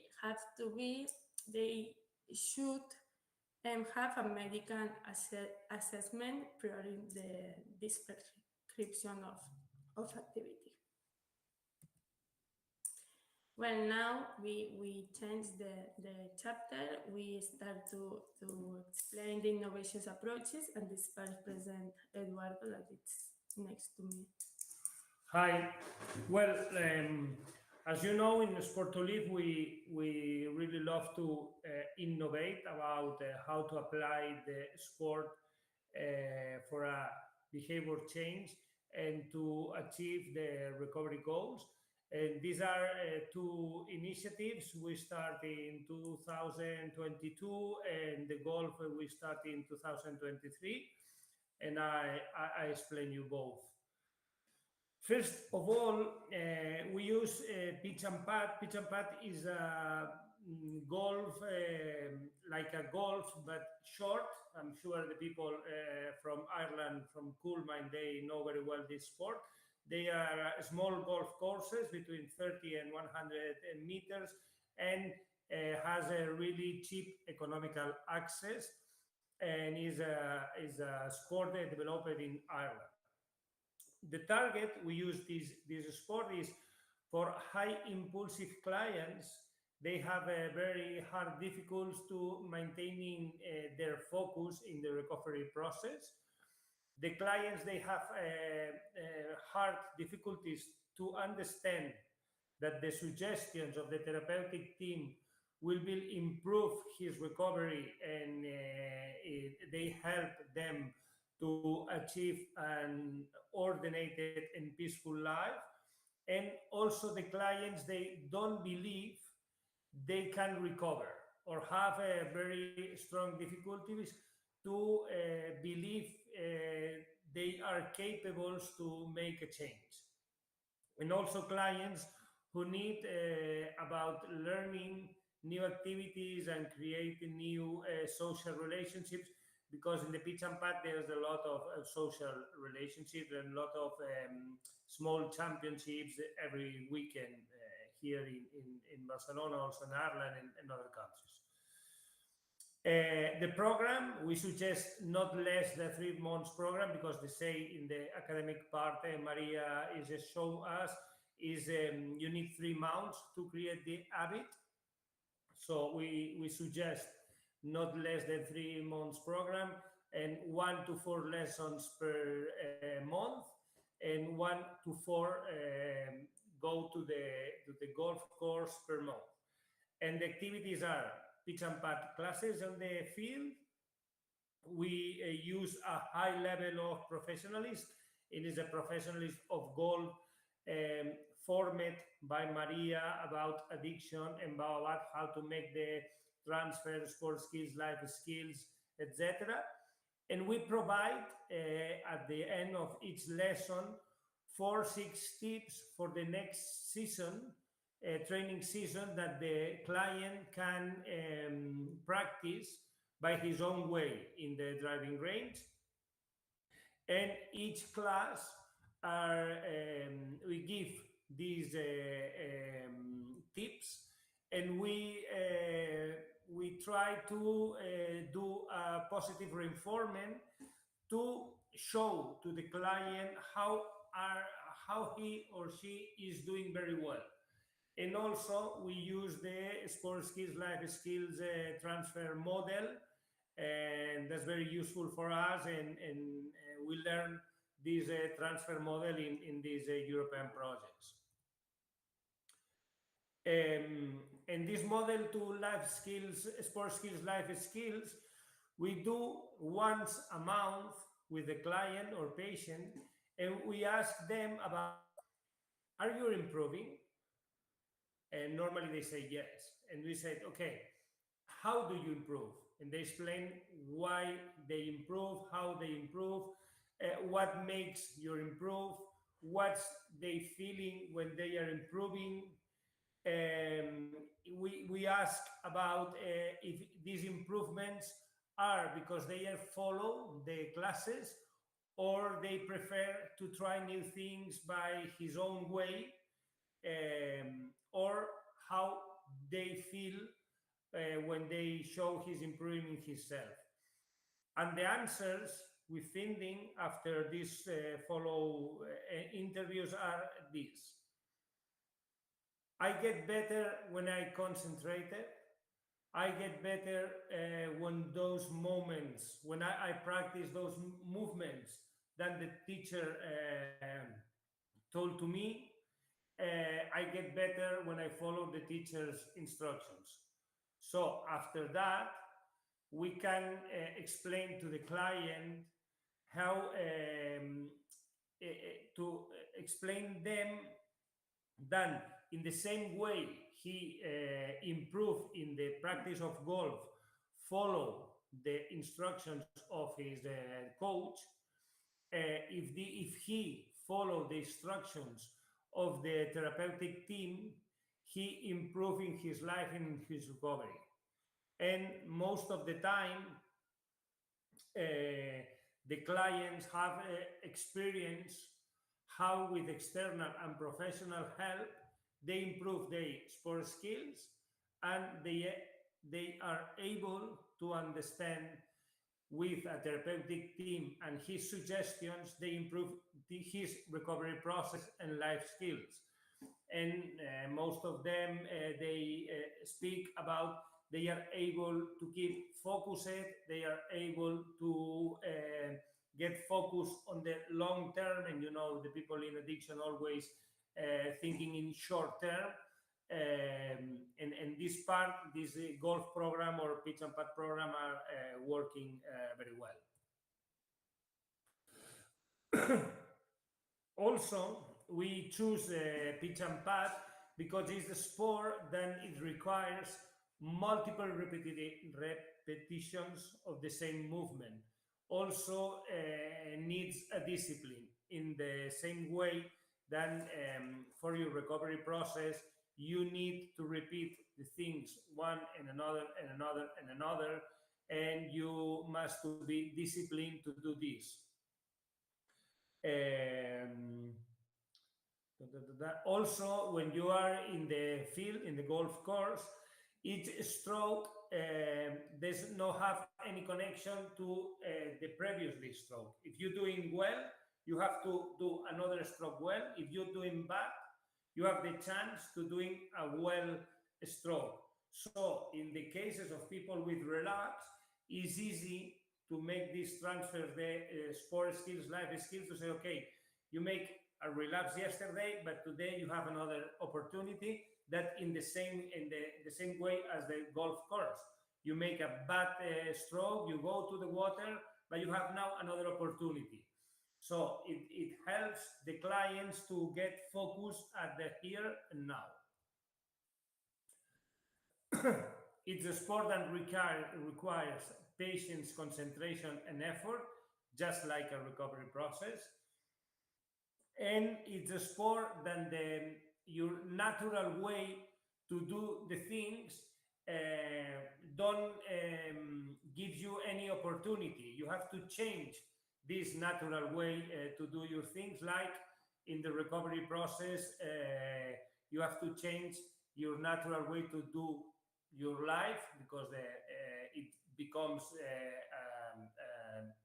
really, really not organization and really bad life.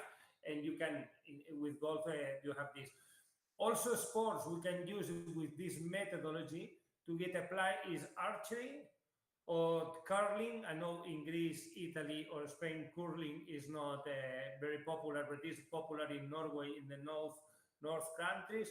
Petanque, that is used a lot in France, or surf, paddle surf, skiing, tennis table, tennis, bowling, any sports that you need for sure a teacher. Because there are the sports like, I don't know, athletics, then you can do it more by yourself. It's just running and running and running, and you improve. But this kind of sports are archery, curling, petanque, surf, paddle surf, skiing, tennis table, tennis, bowling. If you don't have a team at your side, it's difficult to improve. And it's the same in the recovery process. If you don't have a team at your side, it's difficult to recover. This is one of the experience, and another is Trek for Man. If you have any questions, I cannot see you, but you can interrupt me, and we can discuss about all my speech. The other is Trek for Mind. Trek for Mind is an organization. We collaborate with the Sport to Live. Is a client who recover perfectly from a heart addiction, and he creates the Trek for Mind. That is organization. It brings the opportunity to go to the mountains and use this methodology, sport skills, life skills, to facilitate the recovery process. As I tell you, Trek for Mind and Sport to Live, we propose walkings or trekkings in the forest, in the mountains. Is a program to improve their emotional management, like frustration, pride, sadness, poor, joy, anger, etc., and help them, the patients, to get a construction of a new self and new healthy habits with new beliefs and values, and more important, to make these transfers for skills, life skills, in order to facilitate his recovery process. Trek for Mind proposed 4 talks per year with the patients, 1 walk per week in the natural environment, always with a technician training as a mountain guide. In Spain, we call him TD1 and TD2. And post all these trekkings, we make a reflection space, and is a medium and long-term objectives, and is a long-term program about 12 months. The program creates a walking circuit with different signet post-its and points that the patient have to find. As you see in the picture, at the beginning of the session, all the teams of patients, they are create his own way, his own trails and these routes, and they have to reach the objectives and collaborate with another, help another, work as a work team. And this is after in the transference space, we work with this.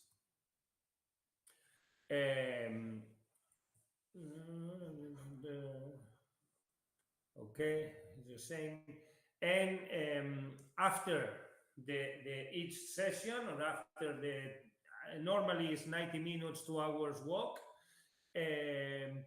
we ask to the patients how you feel, what's the experience, how you improve, how can change your beliefs, your behavior, etc. And the answers we are finding are this type. No, when I collaborate, the experience is more positive. When I let myself to get helped, I get farther and get less tired. When I'm letting myself to be guided by others, reduce my tensions and my anxiety. And the reflection we make is this is in the same you are doing in the countryside, you can do in your recovery process, you can with your recovery team support, and you can increase your self-esteem, reduce your tension, reduce your anxiety, and at the end, improve all the recovery process. And I give the word to Maria again. Wherever you want and want to discuss, I'm your full disposal. Super.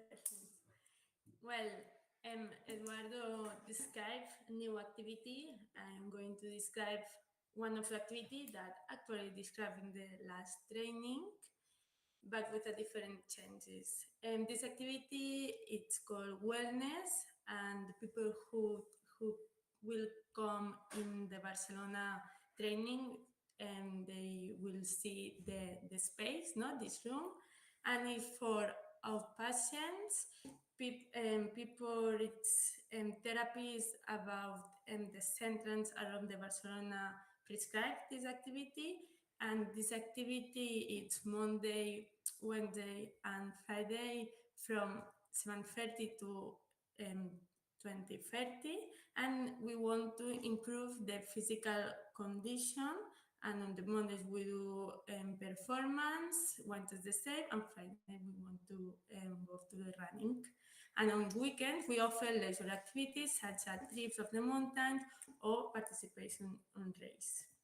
This year, that is important, we focus on this transfer, not this transfer that Eduardo said before, transfer that how the sport can improve these skills that after that transfer in this process of recovery. And the skills is adherence to the activity, commitment of the activity, feeling the belonging of the bonding, goal setting, so important, different goal setting to achieve, and improving their self-esteem, be part of the group. And to achieve all these skills, we create a common training objective for the group. Since September, the participants of the group are preparing a trail race that will take part on the weekends with group that's prepared for this day, workers included. On Saturday, we will go to the holiday camps near to areas of the race. On Sunday, we will do the race, and finally, on Saturday we want to celebrate that with a barbecue. No, that it's a special goal that all the team are very emotional for to achieve that. No, but maybe in order to adapt the objective of the level of each participant, we offer 3 different objectives. We propose an 8 kilometers walking, 14 kilometers trail race, and finally the most ambitious, the people who have more ability, 21 kilometers trail race. These objectives are being chosen depending on the physical and psychological, not only physical and psychological capacity about the participants, and so important the recommendation of the trainer, that in this case is Irene, that you can see in the photo. In order to be able to participate in these objectives, the participants have to achieve 2 inclusion criteria: attend 80% of the training session and attend a different races that we offer, Sport2Live offer at the weekends. These criteria create 2 different things: more adherence and commitment with the group, and prepare the physical condition. We need to prepare our body for do this kind of activity, no? 21 kilometers trail race. Next, we will to present a video showing one of these activities. Well, one activity is doing races, but we went to the mountains as well in the weekends. That is the group, and the group is preparing the race for May.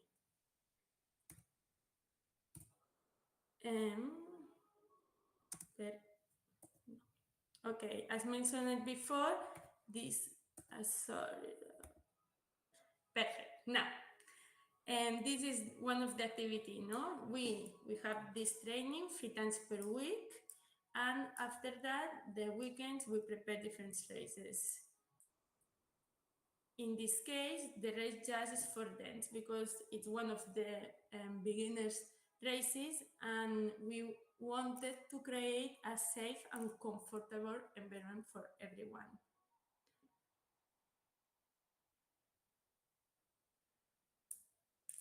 In this race participate people with the program with wellness, people that participate in other programs that we have in Catalonia, and that time as well the trainers of this group and other group. For example, there are one trainer, Josep Maria, one coach that is from Girona, one town next to Barcelona. First, they was doing the run, and later ran a little. How you see in the pictures, one of the clients come with his nephews. So these experiences are open to the families, to friends, good friends and healthy friends, of course, but they are free space to in order to create this community that we were talking before about, is a facilitator to the people in recovery.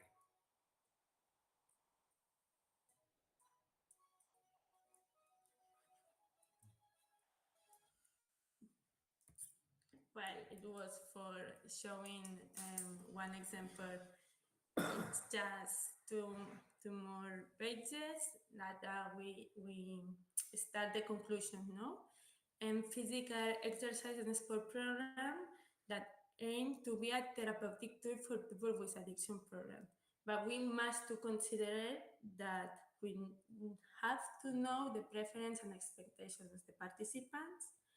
There are a lot of people with problems with drugs that have a bad healthy, and it's so important knowing her situation, not their situation, a medical test to know the health and status of the participants. We prefer do all the activities in group to facilitate this interactive. And it's so important to create a cooperative area because they feeling like that take part in a group. No, the group have a lot of potential. Adapt, super important. Adapt the activity about the intensity. For that, we need people who has studies with sports, and it's so important working with the net that they have, no, working with health professionals, working with education. We try to create a multidisciplinary group. Finally, the financial conclusions that we can determine is physical exercise and sport programs improve health, improve quality of life, improve the quality of sleep, improves the mood, and prevent different things and prevent at risk of social exclusion. There is a positive relationship between physical activity and adherence to addiction treatment. This is so important. People who is doing a sport program have more probabilities to adherence the treatment, no? And physical activity should be promoted with a rehabilitation and detoxification treatment. The health professionals should promote that, and the end physical activity should be included as a part of treatments. This is the bibliography that you can check because we are going to share this presentation with you, and thank you for your attention. I try to finish sharing the screen and see you. Super. Thanks. I don't know if anyone have some questions. Yes, can I come in there? First of all, you answered my one question was, are you going to share the slides? Because I found it really good. There's some really good information and some good nuggets for me here in Cork to use. With regards to you spoke about medical intervention. Is that a doctor you have on site, or because I suppose if we do sports programs here, we look at a health questionnaire. So I'm just wondering, is it your own health questionnaire, or do you involve like a doctor? Well, actually, the articles recommend that be involved in a doctor, but we work depend on the situation because actually sports have a lot of programs, and each program we have one more facility and others. But for psychiatric hospital, normally they involve doctors and they pass a test. And normally in this kind of the outpatients program, Yes. it's only a questionnaire, and if they have some problems, like I don't know, heart problems, in this case we say, okay, go to the doctor and sign a document. Yeah, we try the first day the clients come to the first training session, speak for 2 minutes, 3 minutes with the trainer, and they explain about his products because normally they know, and normally and if the trainer says could be dangerous for them to train, we do not put away. They say, okay, let's do something very, very soft today more about the stretching, whatever, just for don't put him away. And we have normally the contact of the doctor, and we make an email or send an email and to say, oh, this patient, he's able to do this or not, or please give us more information. For example, one person have stability but heart problems, sorry.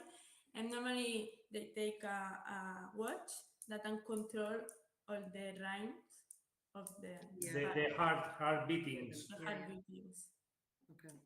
But it's important not say, okay, you can't not do the training, because for them arrive in the training, it's an opportunity, no? Maybe if you don't know the health that they have, you can do a low intensity, but make part of the group.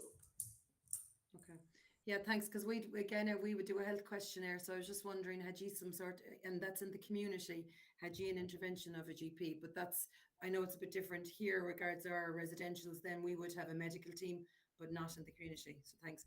And then the other thing was, there was just some really nice pieces for me, because we have a pitch and push group here. Oh, cool. Yeah, and it's part of our it's pro socials, it's part of our recovery. So there was just some nice pieces around the questions that you ask, how you measure it. I really liked that. So I'd be glad to get a copy.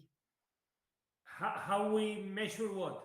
Excuse me, I don't understand you. The pitch and push, when you over a 3-month period. So we might have a chat about it actually next week. Just how you know, we set up a group. We've done it last summer as well, a pitch and put group. So we didn't measure it over 3 months. We've set it up and it ran itself and people attended. And you also spoke around having, I suppose, the help of a professional. You know, it's not a self-taught sport. So that's interesting as well. Yeah, we use the pitch and plant program just for a specific target of people very with very difficult to get focuses and very impulsive. I don't know, impulsive people. Impulse. They do not control his behavior, and because it's a sport, you need to be focused. And we check this part. And also the other target is people, they cannot, is people in the first steps of his recovery, and they cannot believe they can change. And we use the pitch and pad because normally here in Spain, people are not using or practice pitch and pad before. And they say, okay, go to the golf course. I say, golf course for me? I'm not able to, I never try, I'm not able to play golf. And I say, okay, let's try and let's see what happens. And the transfer and the indicator is this, is you're able to learn pitch and pad, also you're able to quit the drugs. It's just have a good team around you, and we use for this specific target of patients.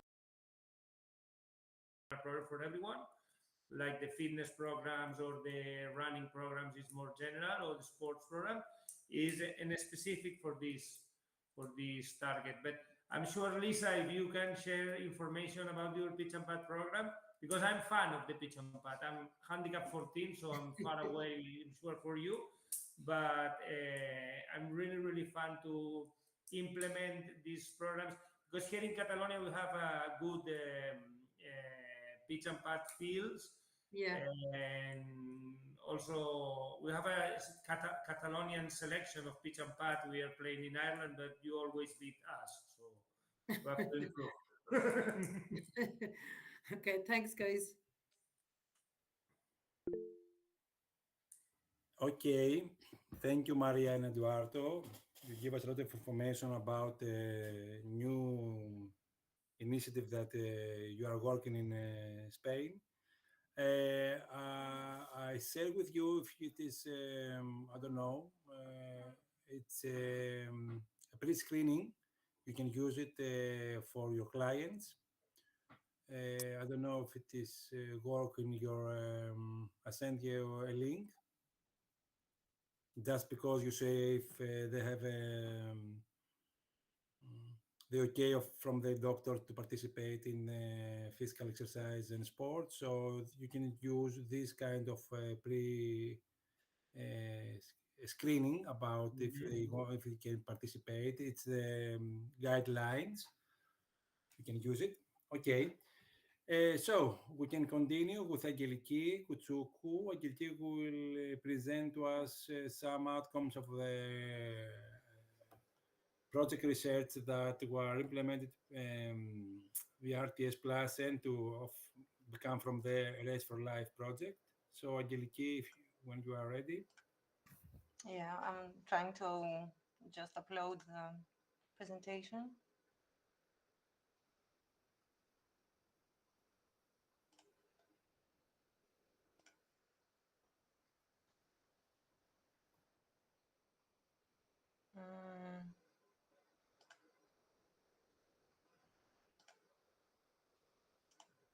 Okay, sorry about that. Actually, you know what? I'm not sure how to do it in Meet. Can you come over, Foti, please?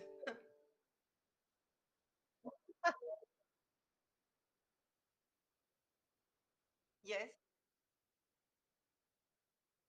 It's an arrow. Yeah. Okay. Yes.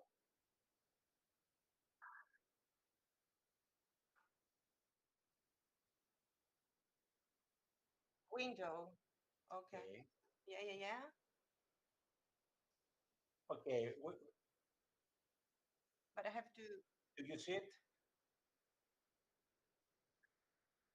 Okay. Is it?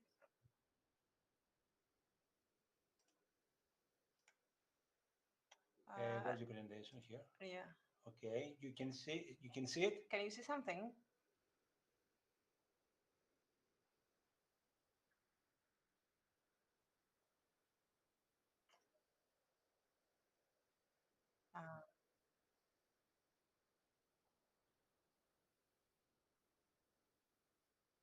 Windows.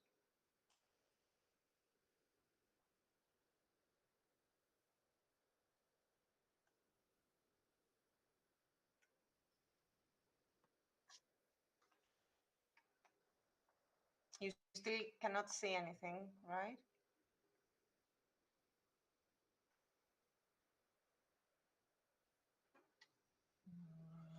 Where's the top? Yeah.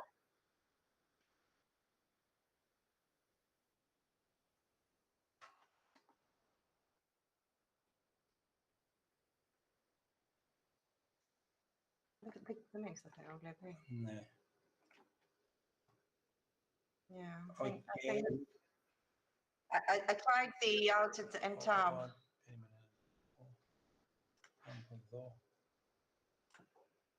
No, this is it. Oh, probably you can. You can see it now. All right.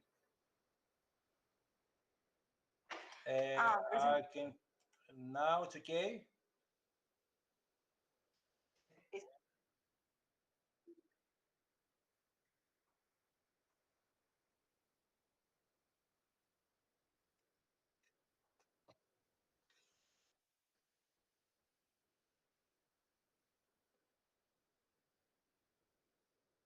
Oh. The purpose is to be able to see, but okay. Okay, let's go like that so we won't waste time. Okay, so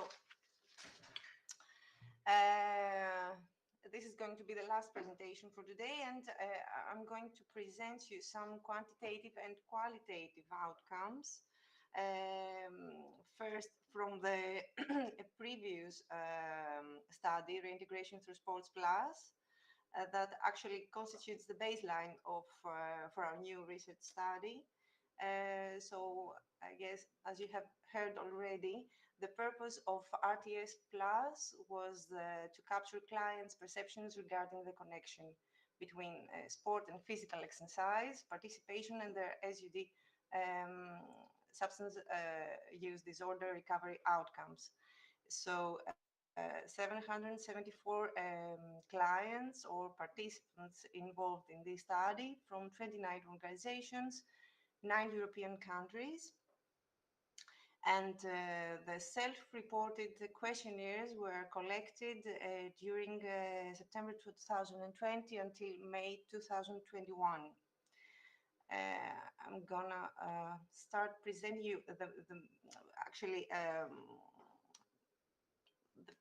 the main outcomes, because we have a lot of outcomes coming out from this project, but just to be short and brief, respondents were asked to rate on a scale from 1 to 5 questions about life skills they have acquired through their participation in sports activities, And as you can see in the graph, the respondents generally rated with high scores all areas like problem solving skills, social skills, leadership skills, teamwork skills, communication skills especially.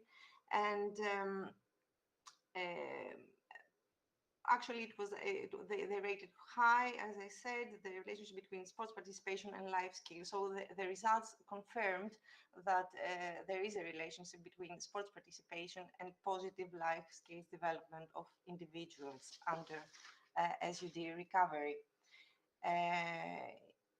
Just in more detail, some areas regarding first the communication skills, we can see that the majority of respondents believe that their capacity to communicate with others, pay attention to others' body language and verbal signals, listen to what others are saying, speak clearly, and maintain emotional control in adverse circumstances had significantly increased through their sport participation, as you can see from the scores.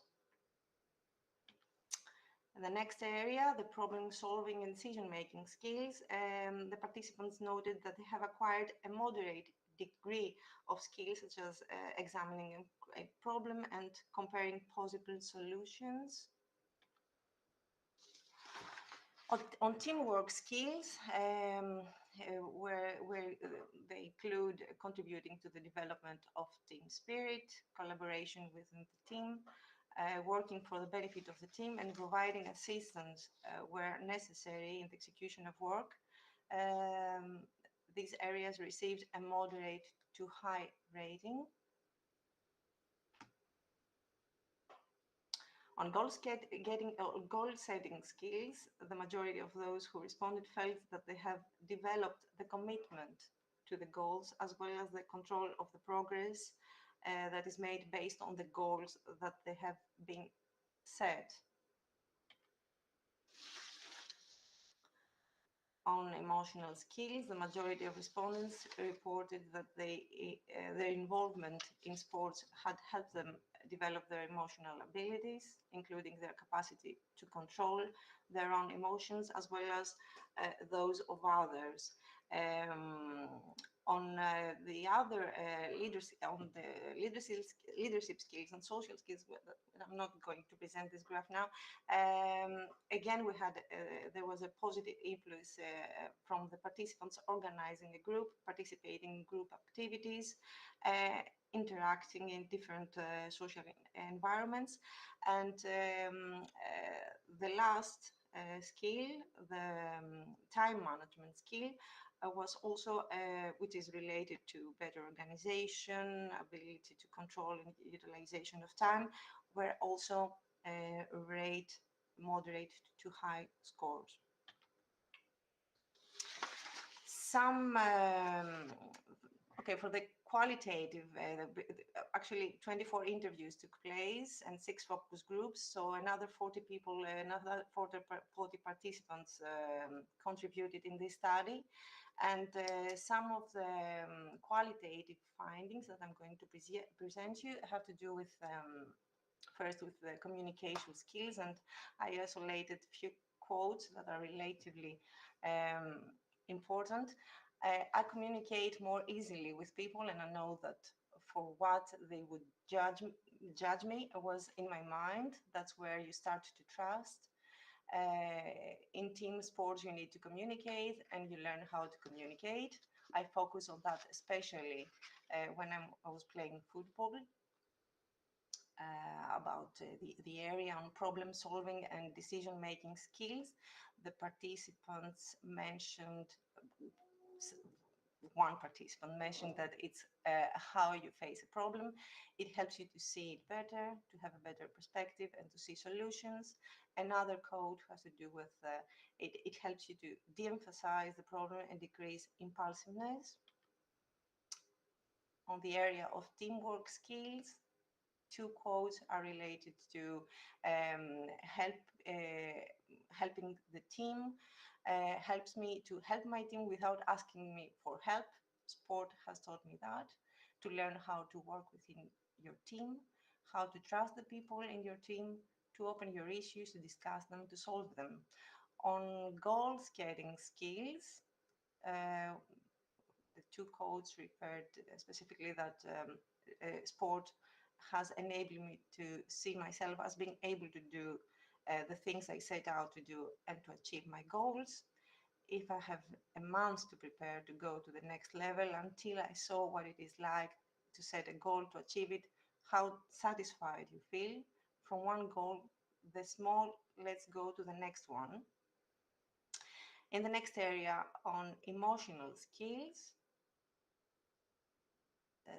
some quotes also refer to what I feel plays a very important role for me and through sports. That is the feelings I have. I feel good about myself, this relaxation, which is very important, to manage the emotions, to express them, to accept the emotion of the other. So these are some of the quotes that participants have mentioned in the open questions in the related areas. So that was actually the outcomes from the previous study. And we go to the ongoing study, the Race4Life project, which is the aim of the project is to enhance the capacity building of health professionals to use positive sports experience in order to support the behavioral changes of individuals under SUD recovery by training them in how sports can be delivered. So clients participated in, I have first to mention that for the outcomes that I will present you, coming from a semi-structured interview that took place 2 months ago or something like that, and 50 individuals from SUD recovery programs constituted the sample.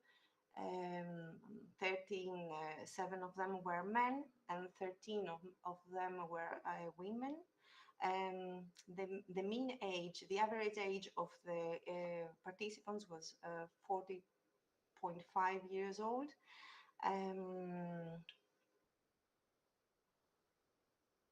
As you can see from this slide, the average time in drug use was 16.2 years, 1,133 days in recovery, approximately 38 months. And the majority of the sample was from Greece, followed by Norwegians, Irish, and Spanish. I have to mention here that this study, the first study of this project, had 2 phases. In the first phase, as I told you, we had to undertake the semi-structured interviews with these participants, and on the second phase, with the same participants, at the end of the interview, they were asked, the same participants, to take 5 or 8 photos of situations where they applied the life skills they had learned from engaging in sports. The photographs were then used during the second phase, which I will show you in a bit. But first, let's go and see. I isolated again some quotes from the responses during the interview. What do you think about the knowledge about life skills in general? With the question, what do you think life skills are? Some of the quotes are the tool you have on how to cope with everyday life and life in general. What have you learned through it? What tools do you have with you? Cognitive, how you cope with things. Knowledge, how to master life. To have the proper attitude and manners in order to be accepted by the people around me. I believe you can read by yourselves also. Understanding how to help myself through ups and downs. So this is what they mentioned about how they perceive life skills in their lives. The next question, what particular skills do you think are important to have for life? The perception of life skills again. It's routines, having something to go to, taking care of oneself, social network, healthy relationships, and physical nurturing. You must be able to take the initiative to solve problems within yourself. Good physical health, take the initiative, keep your health in place. Communicate with people, mental health is important, structure of my day is important. On the other field, about a task that they have accomplished while using life skills. Three quotes I will read: making the beds in the morning, budgeting and shopping for food for kids, like simple things but very important things. When I was using drugs, I didn't think about any of this, just getting the drug. I didn't care about food or anything. For me, I have applied life skills by knowing how to be assertive and respect myself. For example, eliminating toxic friends and learning to set boundaries. I live in a healthier way and have more positive thoughts, better breathing, I feel stronger. Continuing with sources, the environments that help them develop life skills, and they have mentioned self-help groups, walks and football. All environments can be important if you know what you should do with them. In therapeutic community, there is a lot that happens. First of all, it is the working groups. You work with people and understand things about yourself. On the next area, what was their experience of sports participation by the time that this interview took place. And they replied that it has come a way of life and a strong habit, mental release, will be satisfied in training, makes me feel good.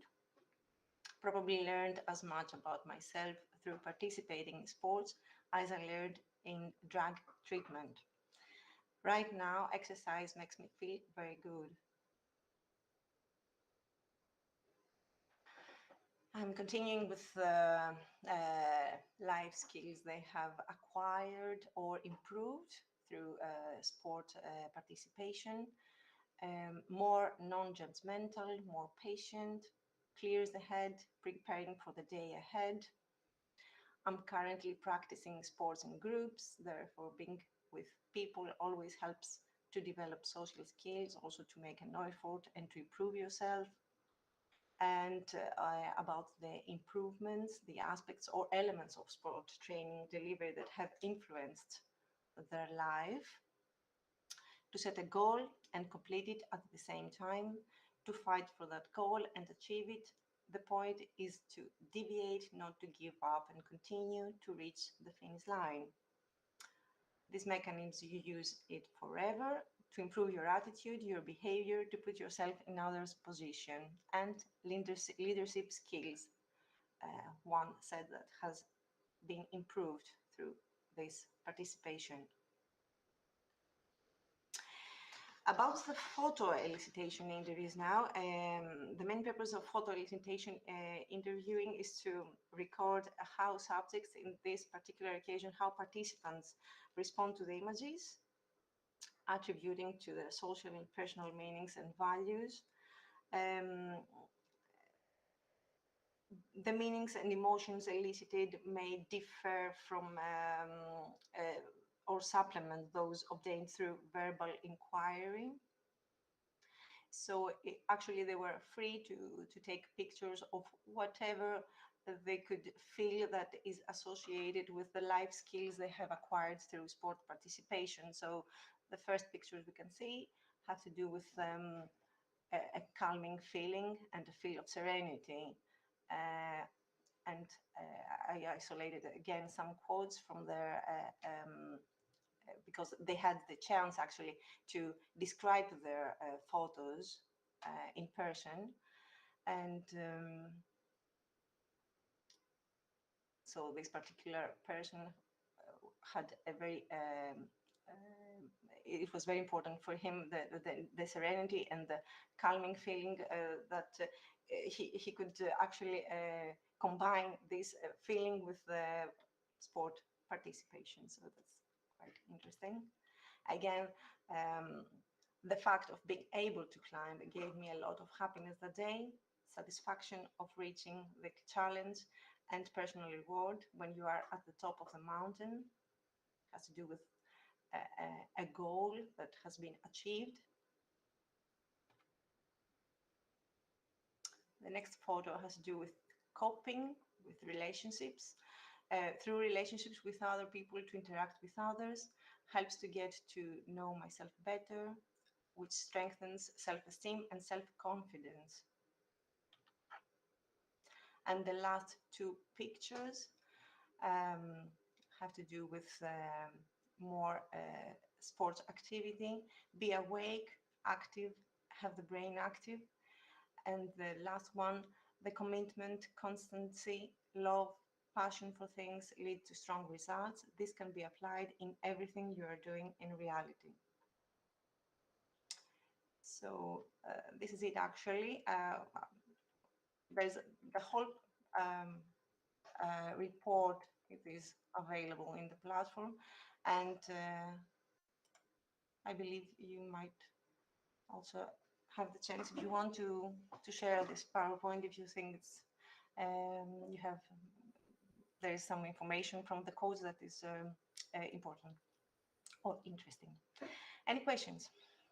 Thank you, Angelini. Very interesting. Thank you too. Thank you, Aggeliki. Just to add something, it's not only from Greece, Spain, Ireland, and Norway, but also from Italy. These interviews and all of this material. And also to add, Aggeliki showed us some of the photos that the clients bring the second phase of the interview, but some clients, because they're not able to take some picture or bring some picture because there are other in the therapeutic process, they told us some stories. Some stories that they live and connect with their sport experience. All of this information are already we make a report with this, and I will share it with you in Barcelona if you want to read more about this, more information about the pictures and the stories that the clients bring to us. I will share it with you in Barcelona if you want to. So, as you can see through these presentations, I think that we are all agree that sport can be a supportive environment for the clients, other addiction treatment to change their behavior. So I think that all the information supporting this idea. This is the idea of the project. This is the idea of what we are thinking and what we are intend to do in the next days, and support and create something that it can be used by you and take ideas to create the same environment for your clients. So if you, I don't know if you have any questions about all the presentations. It's okay. Okay, so we'll continue tomorrow with a more theoretically part of this training. So tomorrow at 12 o'clock Central European Time, we'll be meet here. Andrea also sent you the same link is for tomorrow and for Friday, so you can connect the same link. Andrea already sent you the links in your Race4Life platform, management platform. So hope to see you again tomorrow. Okay. All the presentations we will upload to the platform, and you can retrieve from them. Okay. Thank you. So, Maria and Aggeliki and Mary, you must send your presentation in Andrea, so he'll be able to upload them in the platform. Okay? Yeah. Super. Okay. So, thank you. Thanks, guys. Thank you.